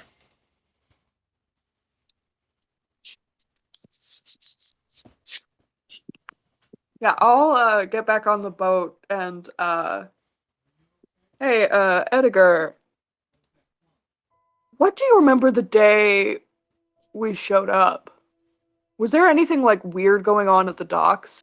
You mean when they dropped that big statue in the water? Yeah, that was crazy. It was Yeah. pretty funny, but I mean, also a little embarrassing for just on behalf of dock workers everywhere. It's like, but you know what's really Where'd they fucked up drop it? about that is that I saw them working on that exact crane like the day before you guys arrived, and it's like, oh, you just repaired it, but for this very thing, but then it immediately broke. So that seemed a little Does bit. it do that often? No, it's never done that. It's not supposed like that's the entire. The crane is supposed to. I mean, if you're working on it, like what do they take some bolts out and just forget to put them back in? They fall in the water. I'm gonna make a deception check to keep a poker face up. Okay. Okay. Damn, I kind of wanted my poker face to kind of falter a little bit. yeah, you seem normal, Dan. Did they I drop think the Ronnie, statue somewhere around Ronnie's here? looking at him, but Ronnie definitely just scowls. So, based on what you saw, this crane here is the crane that dropped it, right? It was unloaded off this Okay. vessel. The crane first dropped Yeah. it. So, logically, its first place of impact would be there. Mm-hmm. That's the place where you know it had an impact with the ground. You haven't searched that area yet, but if logic would persist, unless there's just been so much movement from ships coming and going that it somehow stirred up the ocean, there should be at least Exact one. same shit. Yeah. There should be at least like one, shell or something. There should be some like little indication there. I mean, stuff moves around in the ocean all the time, but like there's if there were rocks there or something, there could be something smashed. So, but what you found so far is a smashed part or a bashed piece of a sand dune here, partially bashed, that you didn't notice on the way out because it just didn't catch your interest. But then, as you got over So here, like here. you And you here. found one that was like a clear, the clear base of it was right there. So Then probably one here. so yeah, you're exactly right in that if you were tracking this out via trajectory, you would see a line that goes like here, I'll do a linger here. Oh wait, it would go. Can I do that? From there to there. Yeah. I'm gonna, as soon as he says that, I'm gonna look over the boat, and then I'm gonna try and like point to Kel and like give him any kind of indication to check out where the crane is. Yeah, I mean, I can dive underneath just to double check, but we saw them for sure dropping it there. Yeah, we, He's going to bring Yeah. you I mean- back to his place in the dock, like his parking spot, so to speak. And he's, but Kel, you can just be you can swim underneath these docks pretty easily and just go over here to check it out. And just as a gimme, yeah, as you get over there, you do see the place of impact right under the newly repaired crane. And yeah, it's just a bunch of smashed shells, some rock, like a little outcropping that looks like it was just smashed flat with like the stalagmite, underwater stalagmite formation, just sort of trapped on the side. There's a lot of like crabs down there who seem to be just like munching on the like exposed creatures that were like underneath this rock formation and stuff like that. A little like insect like sea creatures. And yeah, it's definitely evidence of that's where it happened. I mean, you knew that's where it's happened, but there's definitely the same kind of evidence down there, same kind of drop marks. I know I'm not there, but just as a point of clarification, would Kel be able to see, is it a deeper impact here than in other places, or is it kind of hitting with the same velocity each time? I think that is going to be a question that I don't know necessarily how to answer because of surface tension of Okay. water. Because I think, relatively speaking, in terms of gravity, things pick up speed, right? Or they accelerate when they're falling, but everything accelerates at the same rate, right? right. So, but if you hit the water, the surface tension of the water would, I think, slow that slightly because there's an impact to that. So, Okay. I think that based on that, for the sake of this, I'd say that the impacts are about the same. They look all about the same. Okay. Maybe this one is a That little is bit more defined, but really it doesn't make a clear pattern in terms of the shapes in that because the impacts are mostly different based on the things they're hitting. Like this one over here is hitting a sandy dune that has been just washed half clean already, and this one hit something that's a sturdier thing, so it just made more of a permanent impact on that rock since it's gold, Well, and it smashed that. here's what I'm thinking. That skiff said they were guarding because of the wedding, but the house is way inland from there. There's a lookout tower and a pirate ship out there. That has to be where the entrance is. And if you follow the path of the impact lines, it clearly goes in that direction too. We just couldn't get close. They would have noticed us. The other option is that it's up the river, but yeah, no, that point with the lookout tower makes the most sense.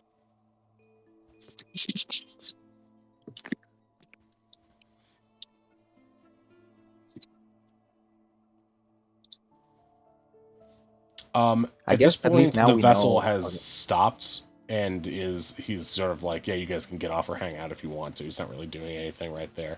But yeah, you're able, Kel, to reconvene with everybody else and talk away if you would like to, away from Edgar if you'd like to too. But you guys can, yeah, part ways with him if you want and reconvene and discuss this further or do whatever else you want. But you guys are back at dock at this point. He's going to put the gangplank down. I mean, I don't mind Hey. parting ways with him. We'll definitely be back to help you out with your thing. Yeah, we got a couple I more. appreciate that. Yeah, we got a couple more quests on the docket. Might take a day or two. I think after Bell will be available.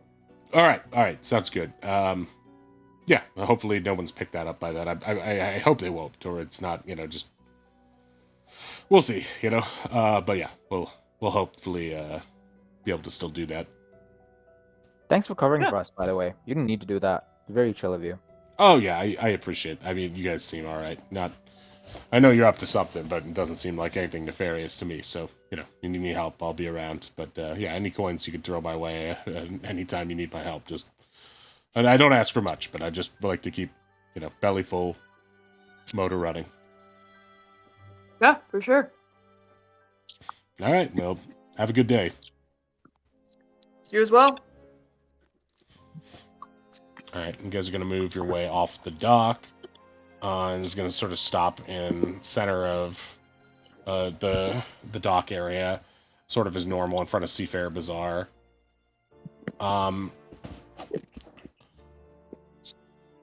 Let's say you guys were out there for at least an hour, right? Probably. As soon as we're like far enough away, I'll like draw in the. I'll like grab a stick and I'll draw in the dirt, and then I'll just make little X's, and then I'll point like next to the X's, kind of an arrow towards where the lookout tower is.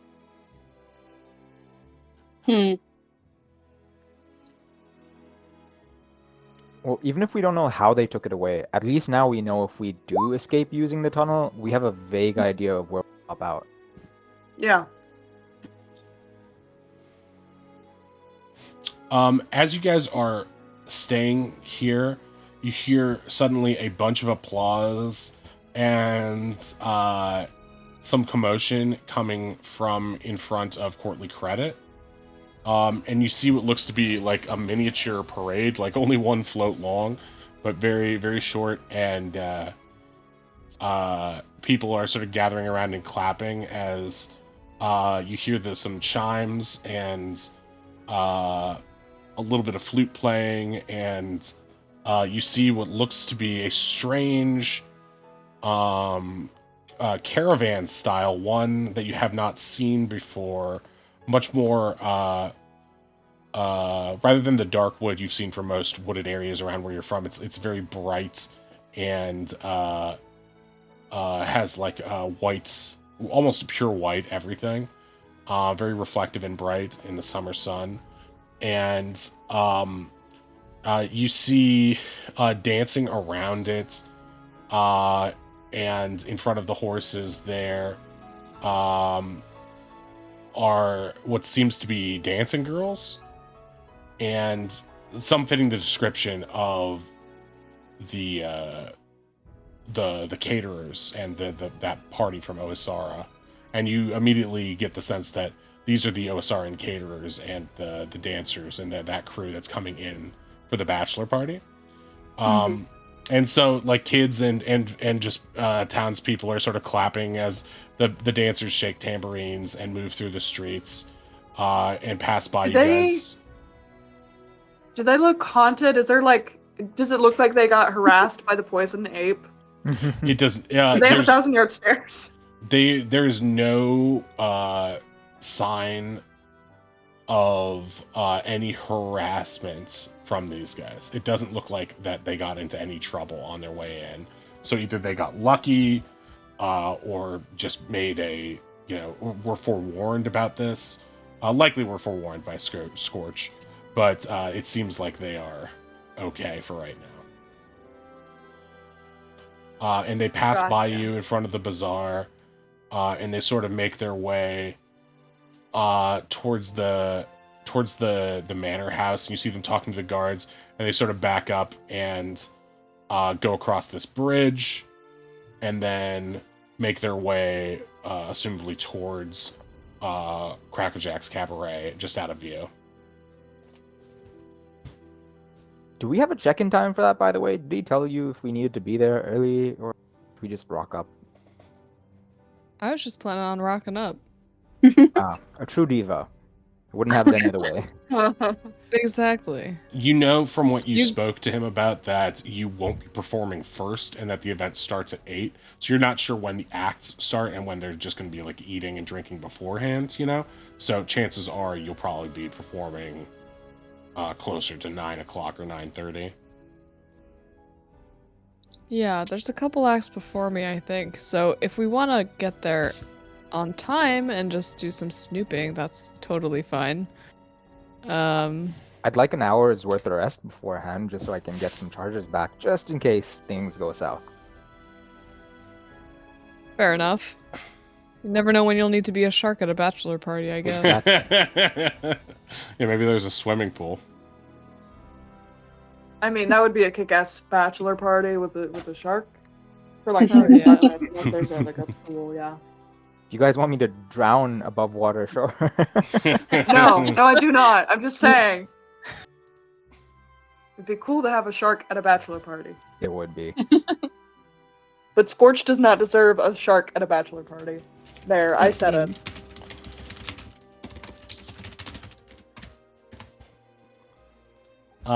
So yeah, with that, and you do catch a glimpse of Yorkus stepping out front of Courtly Credit with everybody else who seemed to come out to see what the noise is all about.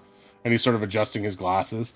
And he sees you all from across the way and sort of raises his eyes, then looks away suddenly in a very obvious manner, like, I don't know them. And like whistling goes back inside Courtly Credit. Not very good at being a spy, but trying his best.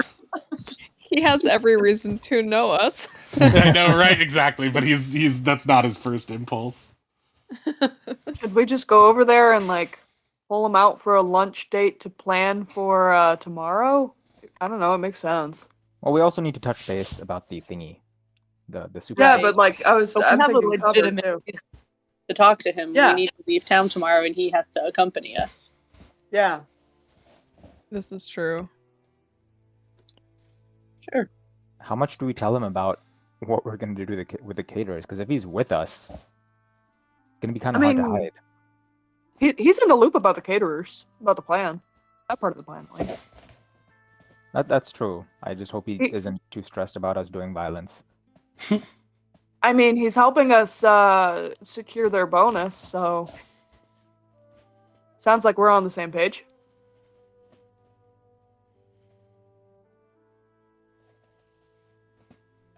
Are you guys heading over to the bank? Yeah, I'd say Yeah. so. Can't hurt to touch in. Catch Okay. up. Fuck. Can't hurt to touch him. Planning her makeup. Touch up. Wait, give side eye. She's only talking about herself. It can't hurt to practice some tricks before the big show.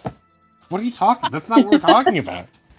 No, I'm just saying if we want to get good reviews. Jeez. Yeah, what are you talking about? Okay, so you walk in the front door and Yorka sees you immediately and is just like shocked and then looks away again, like, what's happening? No. You'll give it all away. Then tries to, but no one else is waiting near him. They're all talking to you. There's one person who's just talking with real Violetta next to you guys. Yeah, I'll just walk up and ring Yorkus's bell and be like, "Hey, did you get the leave for tomorrow? Are you gonna come with us? What? I don't want you to sick the dogs on us or whatever." For tomorrow. Yeah, yes. the ape thing. Yes. The poison ape. We have a quest.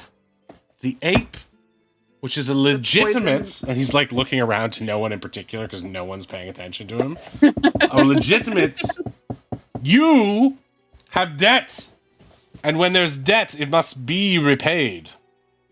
Mhm. So I'm trying to about get it. paid. who's yelling? Child, I am a banker. Do not speak to me. Oh, jeez, I'm this not a is not going well. Yeah, can we I've never speak? felt so Yorkus, if you come with us tomorrow, I'll buy you a pen today. Did you get the leave or not? Yes, it'll be fine. It'll be fine. All right. I've got the other thing ready for you as well, but Oh, okay. Did you want to like do a lunch break and like we can figure out battle plans together, or you think you're good here doing bank stuff? do you really think that's wise? He looks around and like literally no one's paying attention to him. No one cares. I mean, oh, forget it. He puts up a little sign that says "Be right back" out to lunch, and just gets his coat and like walks out with you guys. Why am I even taking this? It's too hot. He throws it back. yeah. Waylon, like half sarcastically, like to tease him, just like, "Great work in there, bud." He's grumbling to himself and follows you out the door. Okay, where would you guys like to go to eat? If we're trying to be clandestine, I don't want to boss everybody around, but I feel like the Seafarer's Bazaar makes sense. Yeah, Sure. Bazaar's probably it. Okay. All right, so you're gonna go back to Seafair Bazaar. You want me to pull up It's that been a map for minute. you? Peace. Okay, we're back at Seafair. Oh no. Oh, we're all What? spread out. Good. I thought there was All doubles spread in out. me, but Okay. Oh, are you guys still there from before? Okay, yeah. Yeah. We're placing ourselves back at the table. Okay. Yeah, he's just gonna meet you guys there. Are the other two here? Yeah. One, Ronnie's two, up by the pirate. 3, 4. What's that? Oh, there's Oz. He's on top of a secret token. A secret GM layer token. Sus. Dun, dun, dun. There were kobolds who were sitting at that table when you guys first came, like on day one of in Jarek's Oh yeah. So there. I just put them on the GM layer so that you guys would have a place to sit when you came in here. It's like a secret token, but I couldn't see Oz behind the kobold. You guys are like right now. You on my screen. Wait, I'll bring him up so you guys can see. Right now, this guy is like standing between you guys. He's just right there. Oh hey, perfect time. me happy. See, me gone. So, where's our girl? she's gone to go to the pet shop to look for Eddie and what's up with him. Right, but she would be back. Wait, at her- Eddie? at her post. We're going to the pet shop? No, not us. No. P-E-T I still need to buy cat S-H-O-P. Treat? No treat. Treat? No treat. Okay, so everything's back to normal. Shop's running as normal. You see Apothecary over there. She gives you guys a wave. You see Delia. Arden catches you by the eye cal, gives you a little wave too. The imp also gives you a wave while holding a knife. I wave not back to the end, but back to Dr. Wilder. Hit Kel's arm. I'm like, you gonna buy her a drink or what? What now? We haven't done anything. There's no like celebration thing yet. Yeah, but you can just like buy her a drink. Yeah, remember we talked about this. Don't ask, just do. Just do. No! Terrible. Johnny makes a face. About the drink. That's all I'm talking You about. can't just say that with no caveat. She's sick. She said you can buy her a drink whenever. She did say that. I already have a Exactly, drink. that Do you think he'll counts. buy me chicken tenders? Okay, I'll go buy her a drink and I'll be right back. And he just turns around and leaves immediately. Yorkus doesn't know what's going on. He's like, yes, I'll have ham on rye, thank you. Oh, okay. Everyone else starts shouting orders at Cal. Okay. Pizza. Arden Get us definitely the thinks that pizza. Cal is everyone's assistant now.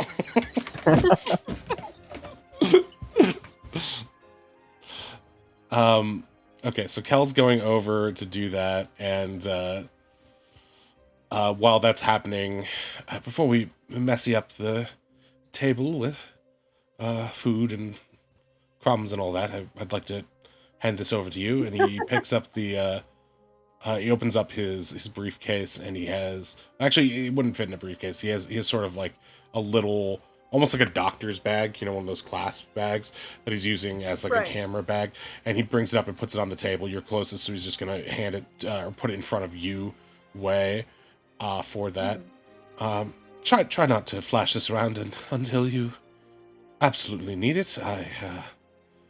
I did get it through official permission, saying it's for an investigation into possible fraud, which is the case. But even so, you are not technically members of Courtly Credit employees, so you know I haven't quite assigned you any sort of formal role in the investigation yet. So if this goes missing or is damaged, I'll be on the hook for that. So please keep. I look to Ronnie. I'm like, have her sack.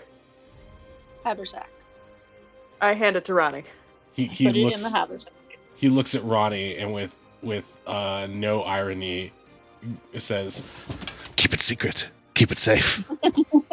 Oh my god. You got it. I love Yorkus.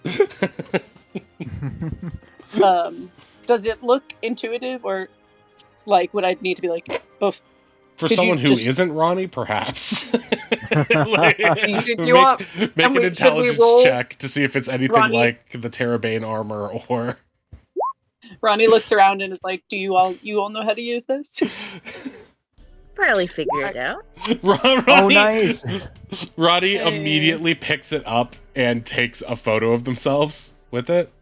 Like, it picks it up facing the wrong way, and it flashes, and everyone around has the turns first and selfie. looks. Yeah, Ronnie takes a selfie, and it says, Ronnie invented selfies. so I'm guessing since that did not permanently blind me, that is how this thing operates, and then puts it back away. And Yorkus is just clutching his head like, yes, facing the opposite way, but yes, you look through the little lens there, and you can see what you see, and it will capture an image. I'm sure everyone will be happy to have that photo of you for later.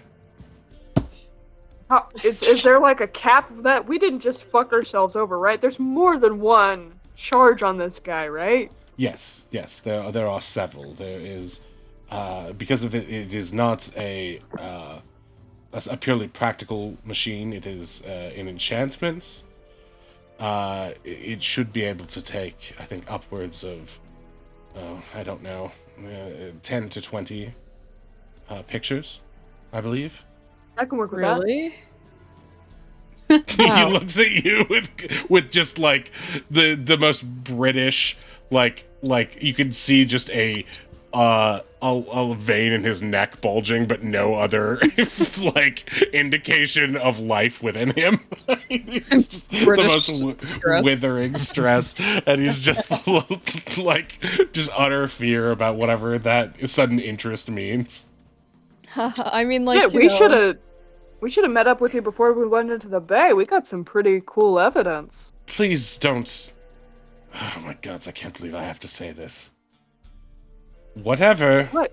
you take a photo of, there's a decent chance that my coworkers might see it. So if it is, he looks directly at Finn and then away. Salacious. Please don't. I beg of you. I'm not a child, Yorkus. I was talking about the indentations in the water. We found a track of the statue. Do not bring it into the water! I also am not a child and was just thinking about how, you know, if I could print out pictures of me, it could be like something for only my fans. Oh boy. No, I don't. I see where Good this is idea. going, and I immediately am not comfortable with that. That is a separate type of business.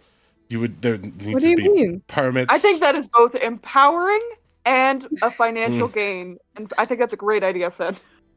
Thank you. Do We the could take a group photo that I could send back home. That too. Okay, this is supposed to be for fraud, but I suppose.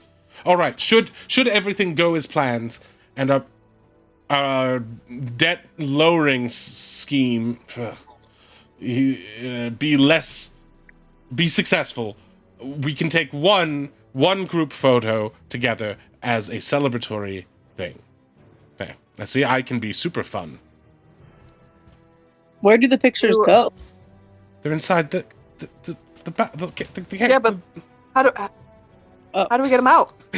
Ronnie's like shaking the thing like Inside the computer. yeah, exactly. I've been thinking about that since yesterday. The files are in the computer. Zoolander. There is a method. Basically, we take the device into a very, very dark room. We scan the Starheart crystal inside of it, and use that with the Manticore wing webbing that is also within it. And we put that on a piece of parchment, and we're able to replicate the image on that piece of parchment. The Let me device. guess. Here's the catch. It's going to take a while. It's actually not that bad. It should take about 5-10 minutes per image. So maybe if you do all 20, it could take a while to do a full series. But otherwise, it's not too bad. All right. It's known in our department and in courtly credit as a snap shutter. Snap shutter. Yes. Ree, you want to put that in your inventory? Sure did. Sick. Right. Kelken, how are those? How's that food coming? Kelvin just has like his arms are laden with different things for different people, like in like 2 cups in both of his arms and plates up his forearms and biceps. You step on a bit of spilled ale. Make a apron dexterity save. No! No! He's within my range. He's within my range. Make a dexterity save. Kel, no. Oh! With well, I mean, you still It's have not with advantage advantage. check. But thanks But is he to close thanks enough to where he can Wei get my being plus there, 4 bonus? you're able to actually regain your stuff in balance, and then Wei does like a Peter Parker and Spider-Man 1 Sam Raimi style like catch of the pizza that is about to fall on the ground, and everyone applauds. And Cal's like, thank you, but everyone's applauding Wei instead. Aw. You see Arden look at you and be like, she's like giving a little applause to you though. I like a tiny little bow over in her direction. Yeah, and Wei, as soon as Cal gets over, just nice save, bud. Thank you. I appreciate the help. Wouldn't have done it without Yeah. you. Yeah. Will you give Food, the stuff food, to everyone? food. Oh god. God, what's that? Don't touch my snacks. The thing launches onto Oz's face. Oh no! Oz pulls out a dagger and proceeds to wrestle with this thing. Okay. Oz shivs this fight. Make an athletics check versus its athletics Don't touch check. Ozzy's snacks. I am going to lucky Meets that. it, meets it, beats it. It's got you grappled, Oz. You roll to the ground. Wait, no, he's Lucky. lucky. You pin the thing down, and you've got the dagger to its neck. It submits and curls up and makes a puppy dog face at you. Oh, Ozzy just grabs it by the back of the neck in his beak and is going to carry it back over to the person it belongs to. Oh my god. oh God, I was hoping I was done with it for a little bit. As Ozzy you just spits it out like a cat with a kill. Don't touch my snack.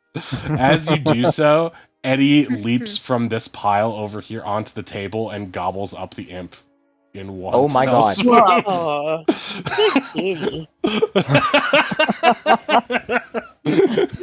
Arden looks like shocked at that, and then's like, "What fascinating behavior!" and just starts scrubbing and like petting the cat in between. Eddie purrs victoriously. Oz is just patting his cat. Can we not? Oh, Can we I'm not sorry, have that won me over. one moment where something silly or stupid doesn't happen? I Oh, yeah. pray. Sorry. Here's your salmon pie, by the way. Oh, thank you. He fumbles for with a it ham and on it rye. lands. It lands. The hot salmon pie lands onto his crotch. God! God! A ham on rye! I said ham on rye! He runs off.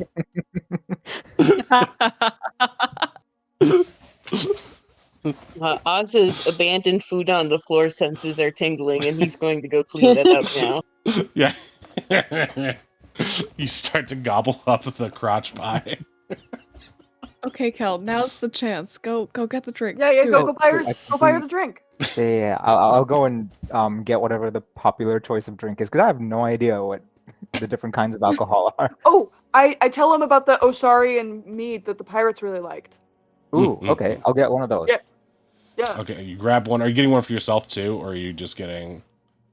I'll get one for myself. It's awkward to drink alone. It's dangerous to go alone. Here, take this. All right, so that stuff goes on your writ de compt.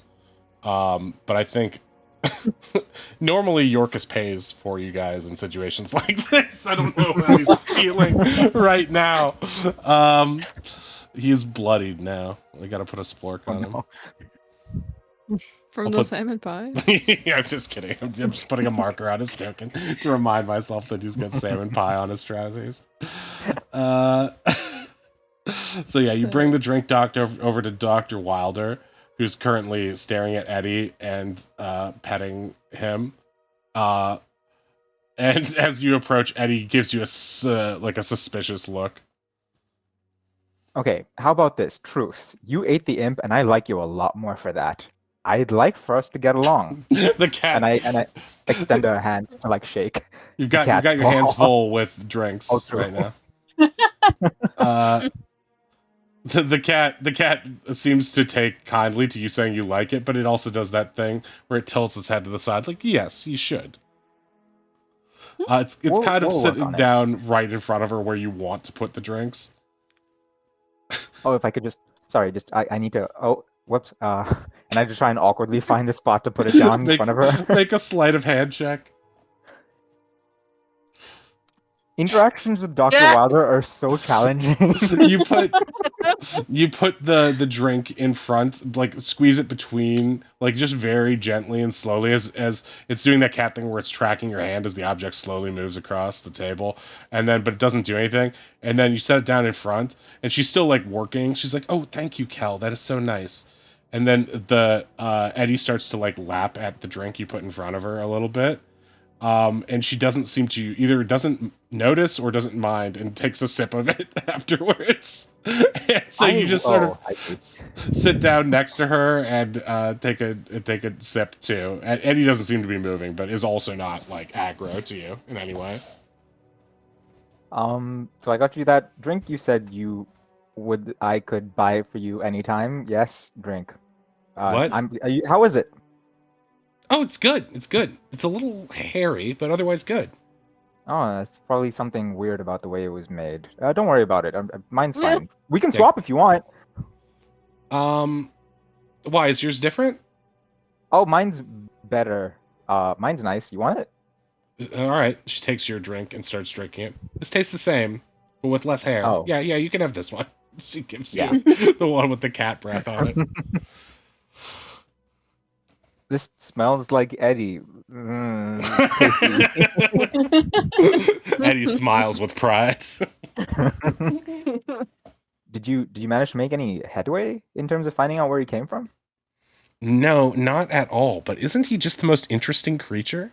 The fact that the beetle responded to him and treated him like an Umbrelux, it makes me wonder what the results say. It really makes me want to go back to Grandhaven and get the results from the lab, but I don't think I'll be able to, not with the whole debt situation here. But right now I'm just speculating and letting my mind sort of run wild. Have you gone to see the ape yet?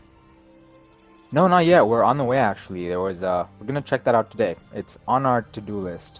Kelkin looks a little bit crestfallen. He's like, so does that mean, like, once everything's clear, you'll be taking off again? I mean, I hope so. I mean, I assume you will too. Who wants to stay here for the rest of their lives? That's true. Straight to Guildhaven, huh? Maybe. I mean, if I can get some more research from the other Umbreluxes in this area before I head back, that's the plan. And honestly, if you want to help me, if we cross paths, elsewhere, we might be able to, exchange notes, and you can scan the scarier ones for me, maybe? You're letting me keep this? I thought it was a super prized possession of yours. It is, but I have a feeling that you're the only one who cares about these animals as much as I do, so chances are you're not going to damage that thing in any case. Or at least you're not going to put it in any more danger than I would have. I used to think that, actually. And then I gesture my head over to the guys sitting at the table. I told them about, Umbreluxes, and they didn't treat me like I was a complete insane guy. So, maybe there are people out there who care. Yeah, but they're like real dumb. They don't get it like we do. Hey, what do you mean? we're all very intelligent. Well, oh yeah, I mean in the way that humanoids are more intelligent than like rocks. We're all the same, but like otherwise, it's like, you know, some people are just smarter than others. Some people are just born better. That's an interesting perspective. We'll have to unpack a little later. Well, what do you mean? I hope you're enjoying your drink. What, you're leaving? No, I'm not leaving yet. Hey, Moon Pie, thank you for the raid. Welcome in, welcome in. I'm not leaving just yet. No, I mean, there's absolutely nothing wrong with your friends, but I just mean, like, you and I are creatures of science, of study. Like, we care about thinking about the world on a different level, and those guys are like, you know, run-of-the-mill adventurers who just sort of, like, stumble through life, slaughtering things, killing them. I mean, I bet if it weren't for us, they wouldn't even think twice about killing that ape, right? See, the ape thing is a little messy, because, yeah, maybe. But that doesn't mean they don't care. They've been trying super hard not to kill things.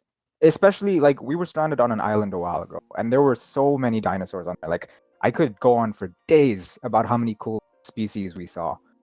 And they treated them with a shocking amount of respect I've never seen anyone approach wildlife with before. Well, They were sure, very but respectful of the way I felt, and Cal, yeah. if your natural inclination is to kill and you have to work really hard not to, doesn't that make you kind of like a barbarian?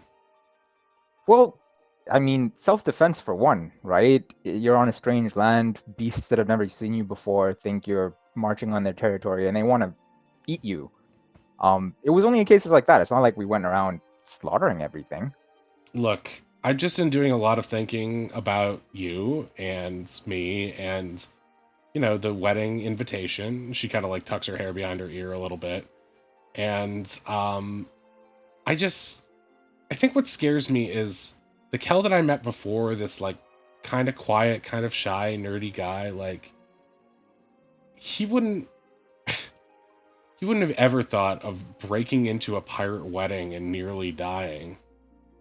Like, it just seems so stupid, so bullheaded, and I just worry that maybe those type of people are like a bad influence on you, so to speak. Look, I cannot overstate how appreciative I am of your concern. You have been I've known you for so long now,